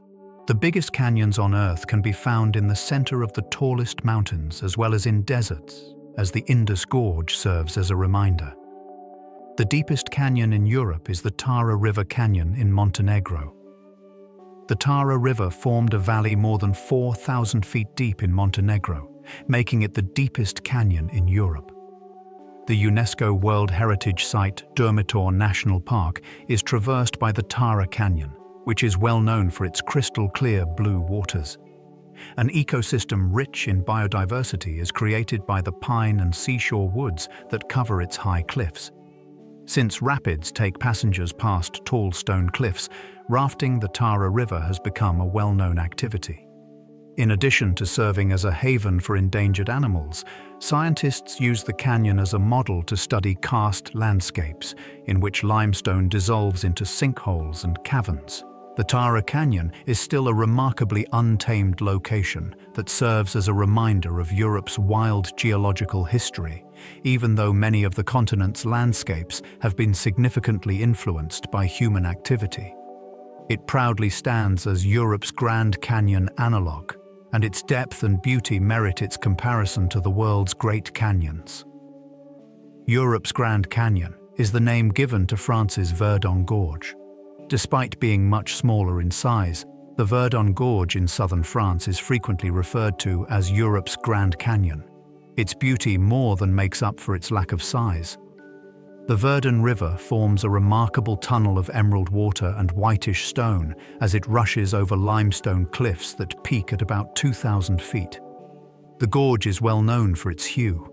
Glacial minerals give the river its turquoise color, which contrasts sharply with the nearby cliffs. While experts examine its karst formations and distinctive ecosystems, climbers, kayakers, and hikers swarm its cliffs. The Verdon Gorge, which combines natural beauty with cultural legacy, is located in a heavily populated area, in contrast to the remote grandeur of the Grand Canyon. Although its name may be a comparison, its personality is distinct, demonstrating how the force of water has molded magnificent landscapes all throughout the world. South Africa's Blyde River Canyon is verdant and lush. The Blyde River Canyon in South Africa is remarkably different from the majority of the world's Great Canyons, which are found in deserts. One of the world's largest green canyons, it is covered in subtropical vegetation. The Three Rondells and God's Window are two examples of the striking escarpments formed by the Blyde River winding through red sandstone and quartzite cliffs. Waterfalls flow into the gorge, nourishing the verdant forests that are home to a variety of animals, including primates and raptors. Because the canyon is a part of the Drakensberg Escarpment, a region rich in biodiversity and geology, scientists cherish it. The juxtaposition of tall cliffs and lush vegetation is nearly unreal to tourists. Instead of a canyon filled with bleak emptiness, it is bursting with life. The variety of canyon scenery found throughout the world is exemplified by the Blyde River Canyon. Not all of them are desolate deserts. Some are dynamic living systems in which vegetation and water coexist in breathtaking harmony. A tangle of beams of light illuminates Arizona's Antelope Canyon. One of the most photographed slot canyons in the world is Antelope Canyon, which is situated on Navajo property in northern Arizona. Antelope Canyon is tiny and immaculate, with smooth sandstone walls sculpted by flash floods over millions of years, in contrast to the Grand Canyon's immense expanse.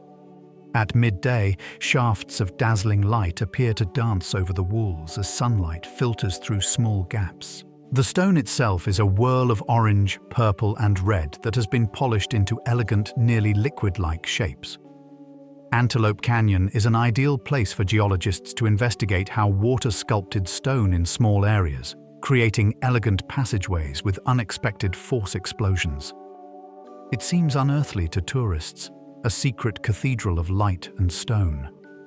Grandeur is not always about size, as this canyon shows.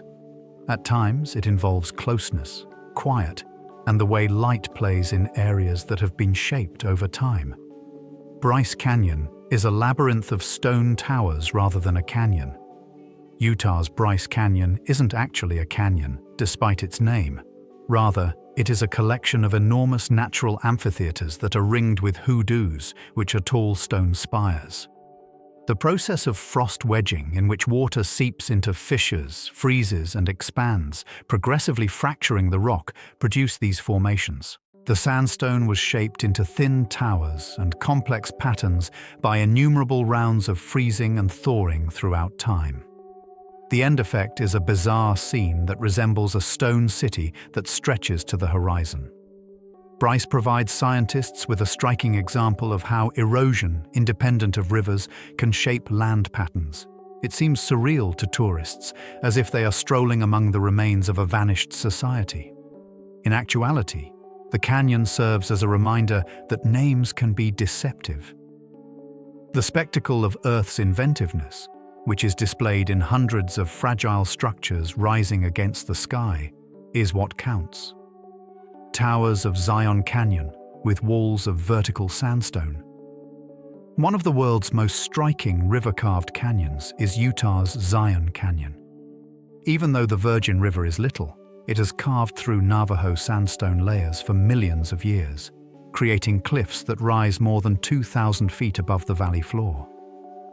Zion is lush with cottonwood trees, hanging gardens, and waterfalls clinging to its cliffs, in contrast to the Grand Canyon's arid plains. A striking image is produced by the contrast between the vivid vegetation and the steep red cliffs. Zion is studied by scientists as an example of how, given enough time, even tiny rivers can sculpt vast landscapes. Hikers can climb above the cliffs or wade straight through the river between tall walls on trails like Angel's Landing or the Narrows, which provide truly remarkable experiences. Zion Canyon is evidence that grandeur may be found in the drama of vertical stone and the tenacity of water, in addition to depth and scale. Ancient palm woods can be found in Australia's Kings Canyon.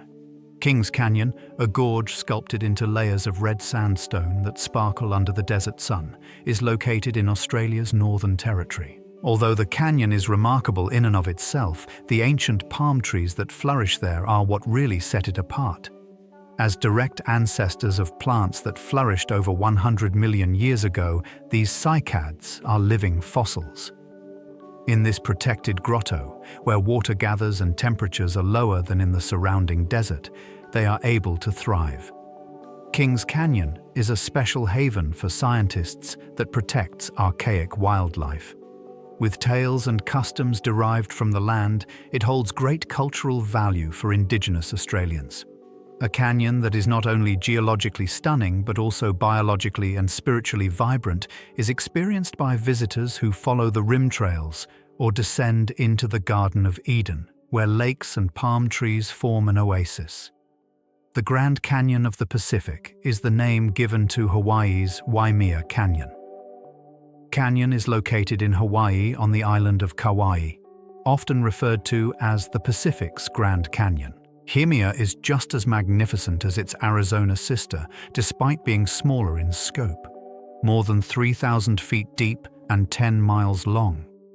Its striking coloring is what makes it unique. Cliffs of vivid reds, greens, and purples are formed by layers of volcanic rock that have been worn by tropical rainfall. Rich flora that clings to terraces and valleys is fed by waterfalls that cascade from its cliffs. Waimea Canyon was created by the collapse of a huge shield volcano, which was then eroded deeper, rather than by tectonic uplift. It shows scientists how volcanic activity and tropical weathering interact. In contrast to the arid landscapes most commonly found in large canyons across the globe, it provides tourists with a glimpse of canyon splendor in a tropical setting, complete with vivid hues and tumbling streams. The gorge's emerald waters have earned it notoriety. Known as one of Europe's most picturesque river basins, the Douva Gorge winds for 15 miles between white limestone cliffs in southeast France. Its walls are around 2,000 feet high. The Verdun River itself, with its green and turquoise waters, is the most remarkable feature, though.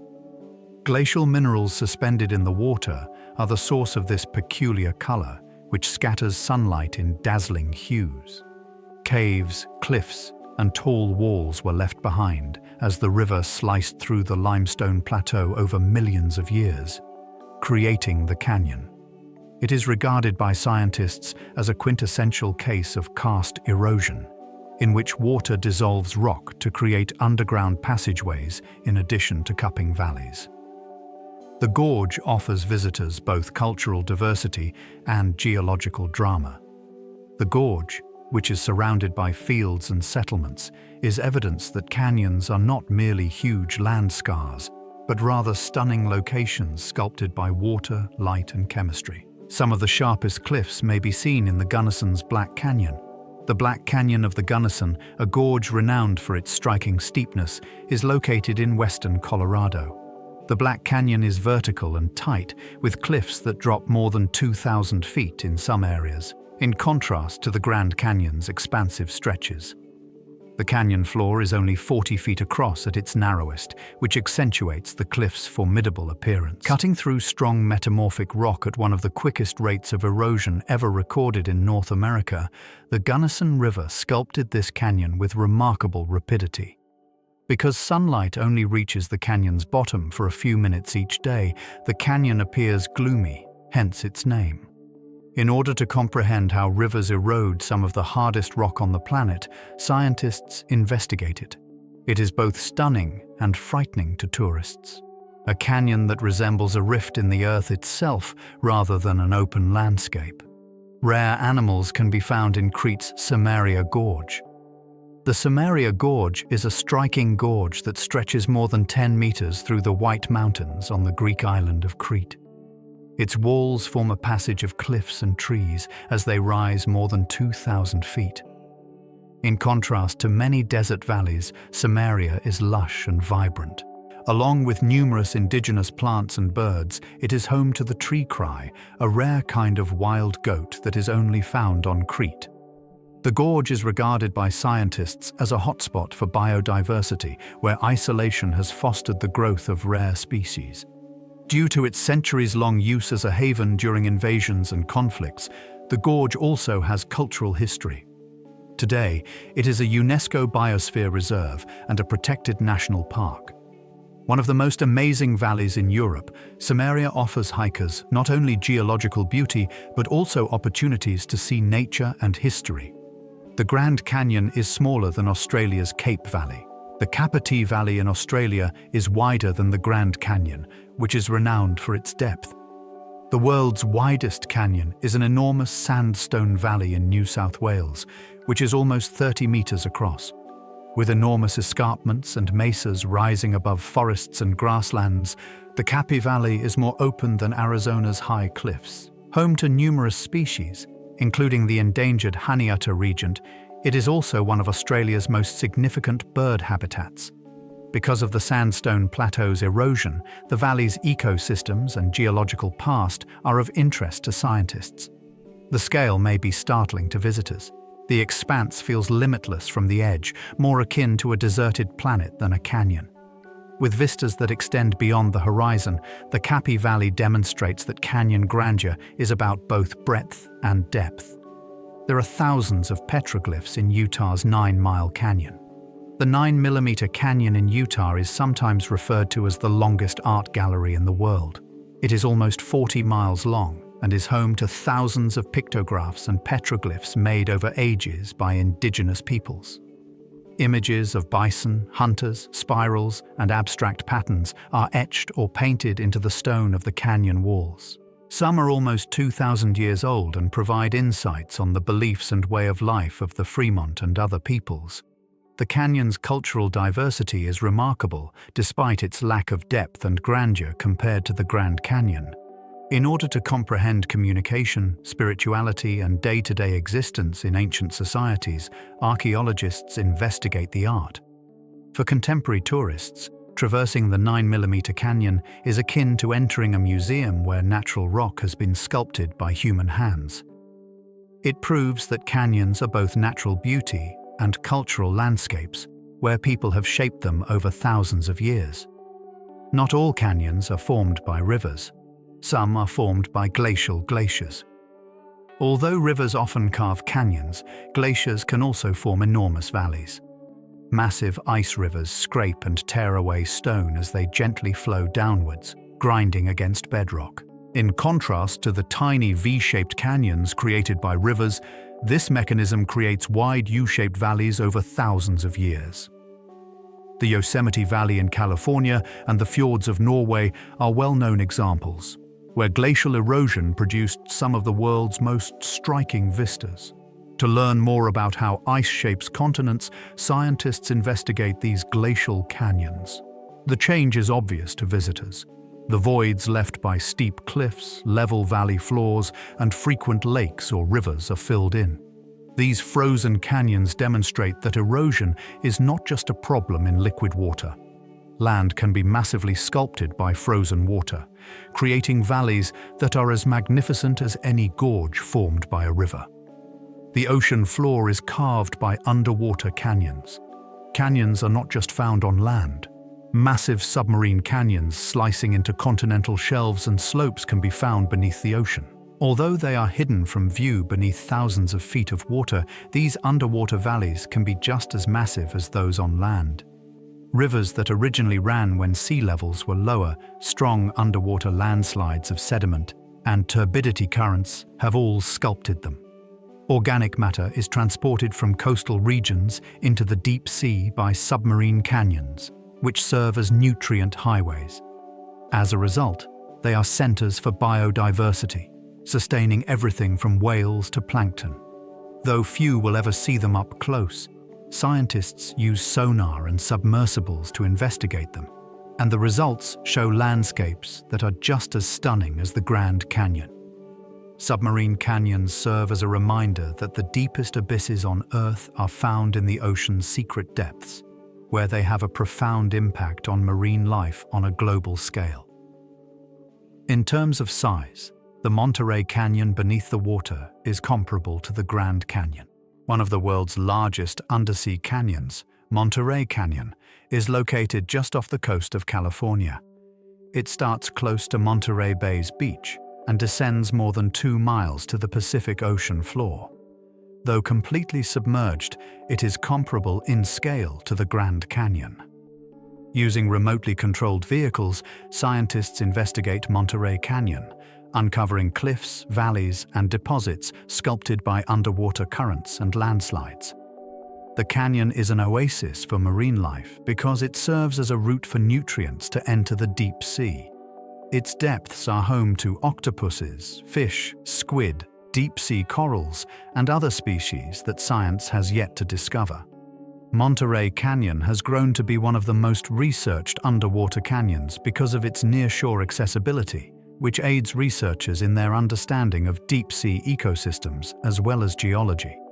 It demonstrates that Earth has landscapes as magnificent as those found on land, even beneath the waves. On other worlds, such as Mars, canyons can form. Earth is not the only planet with canyons. Massive canyons have been discovered on Mars, in particular by space missions. Tectonic activity, lava flows, and ancient water created chasms that are much bigger than anything on Earth. The presence of flowing rivers and possibly even seas on the red planet is demonstrated by these Martian canyons. In order to reconstruct Mars' climate history and look for indications of habitability, scientists investigate them. The existence of canyons outside of Earth proves that tectonics and erosion are universal geological phenomena. They happen anywhere there is a solid crust, gravity, and change-causing energy on planets and moons. For us, the thought of standing on another planet and gazing across a canyon as big as any on Earth is exhilarating. Canyons are celestial as well as terrestrial wonders. Remind us that the solar system's planetary environments change in remarkably comparable ways. The Grand Canyon is 10 times shorter than Valles Marineris on Mars. Valles Marineris is a massive chasm on Mars that is the most magnificent canyon in the solar system. It is roughly 10 times longer and up to 4 times deeper than the Grand Canyon, spanning over 2,500 meters. Its enormity is nearly unfathomable. It is big enough to cover the whole United States. According to scientists, it was created by tectonic forces that split the Martian crust, which was then extended by lava flows, landslides, and possibly even ancient rivers. Valles Marineris is a goldmine of information for planetary scientists, holding hints about the geological history of Mars and the processes that sculpted its surface. It is mind-blowing to imagine standing on its edge and gazing across a gap so wide that it vanishes into the distance. The Grand Canyon is Earth's masterpiece, but the universe itself has even more magnificent vistas, as Valles Marineris reminds us. Canyons of liquid methane might exist on Titan, Saturn's moon. Titan, the moon of Saturn, is one of the solar system's most peculiar worlds. It is shrouded in a dense orange mist, concealing lakes, rivers, and even canyons formed by liquid ethane and methane rather than water. The Cassini spacecraft's radar photos showed extensive branching valleys that feed into Titan's hydrocarbon seas. Similar to Earth's river canyons, these canyons are hundreds of feet deep and yet contain liquid. Titan provides scientists with a peek at how well-known processes might manifest in chemistry that is entirely different. It shows that canyons can form whenever a liquid flows across solid ground under gravity, not just as a result of water erosion. By demonstrating that even on icy moons distant from the sun, landscapes resemble the well-known shapes of valleys, rivers, and cliffs, Titan's canyons broaden our perspective on what is conceivable. Local wind and weather systems can be influenced by canyons. Canyons are atmospheric as well as geological phenomena. They provide distinct temperature gradients, wind patterns, and microclimates due to their enormous walls and depths. For instance, the Grand Canyon undergoes daily cycles in which warm air rises to the rim and cool air falls at night, creating river-level inversions. During the day, storms may form along rims before falling into depths, and winds may speed through small tunnels. Ecosystems, plant growth, and even human perceptions of risk and comfort are impacted by these effects. Canyons all around the world, from tropical valleys to arid gorges, exhibit similar behaviors. In order to comprehend how topography affects weather at both the local and regional levels, scientists investigate them. These conditions are directly perceived by tourists: unexpected gusts, abrupt changes in temperature, and storms that seem to come out of nowhere. Canyons serve as a living example of the unbreakable interaction between atmosphere and terrain, with each continuously influencing the other. Canyon echoes aid in the study of sound physics by scientists. Canyons serve as acoustic laboratories by nature. Unusual reflections of sound from their walls produce distortions, echoes, and reverberations. These environments are used by scientists to investigate how sound waves move across intricate surroundings. For instance, a shout may be delayed, reverberated, and doubled in the Grand Canyon. Echoes can be harsh and quick in Antelope and other tiny slot canyons. In addition to geology, these natural theaters aid researchers in understanding sonar architecture and communication applications. Because of their unique acoustics, indigenous peoples frequently used canyon acoustics in ceremonies. Visitors may find the impact to be stunning and shocking. Instruments echoing in unexpected harmonies, voices magnified. Sound in a canyon serves as a reminder that the ears are just as important as the sight when it comes to experiencing sceneries. We may hear the unseen conversation between stone and air in their echoes, a concert of nature molded by rock walls. Artists, poets, and dreamers from many walks of life are inspired by canyons. Canyons have captivated the imaginations of poets, artists, and tourists throughout history. They are ideal topics for artistic expression because of their beauty, mystery, and immensity. Because they see canyons as hallowed places with deep significance, indigenous civilizations have long incorporated them into their myths, songs, and customs. The play of light across canyon walls has been shown by painters in more recent times. Photographers have tried to frame its colors and forms, while writers have described the overwhelming sense of scale. The landscapes that scientists study frequently inspire them to pose more profound queries about time and change. Canyons are symbols of perseverance, sculpted by forces beyond human timescales, serving as reminders of strength and endurance. For those who dream, they symbolize explorations of the soil, history, and the imagination itself. Canyons serve as a reminder that art and science frequently collide in awe in all cultures. We are reminded of our smallness in a huge world when we explore canyons. Entering a canyon means facing scale in all its ferocity. Overhead, towering walls rise, sculpted by forces beyond human control over millions of years. Regardless of the footfall on their borders, rivers flow at the bottom. In these settings, our own lives and timelines seem ephemeral in comparison to the timeless qualities of stone and water. However, this feeling of insignificance is not waning. It is vast, beckoning humility and wonder. Canyons are studied by scientists because of the information they provide. However, they are also sought after by tourists and explorers for perspective, as a reminder that we are only a small portion of the huge and ancient Earth. Canyons are symbols of time, change, and perseverance, whether they are found in Arizona, Tibet, Peru, or even on far-off Mars. They serve as a reminder of our place in the cosmos, small but full of surprise. Take a moment to reflect on the size of these canyons as our journey draws to a close. We have traversed environments sculpted by time, water, ice, and even methane rivers on faraway moons, from the depths of the Grand Canyon to the secret valleys of faraway worlds. Every canyon has a unique tale to tell about perseverance, transformation, and the silent force that molds planets over millions of years.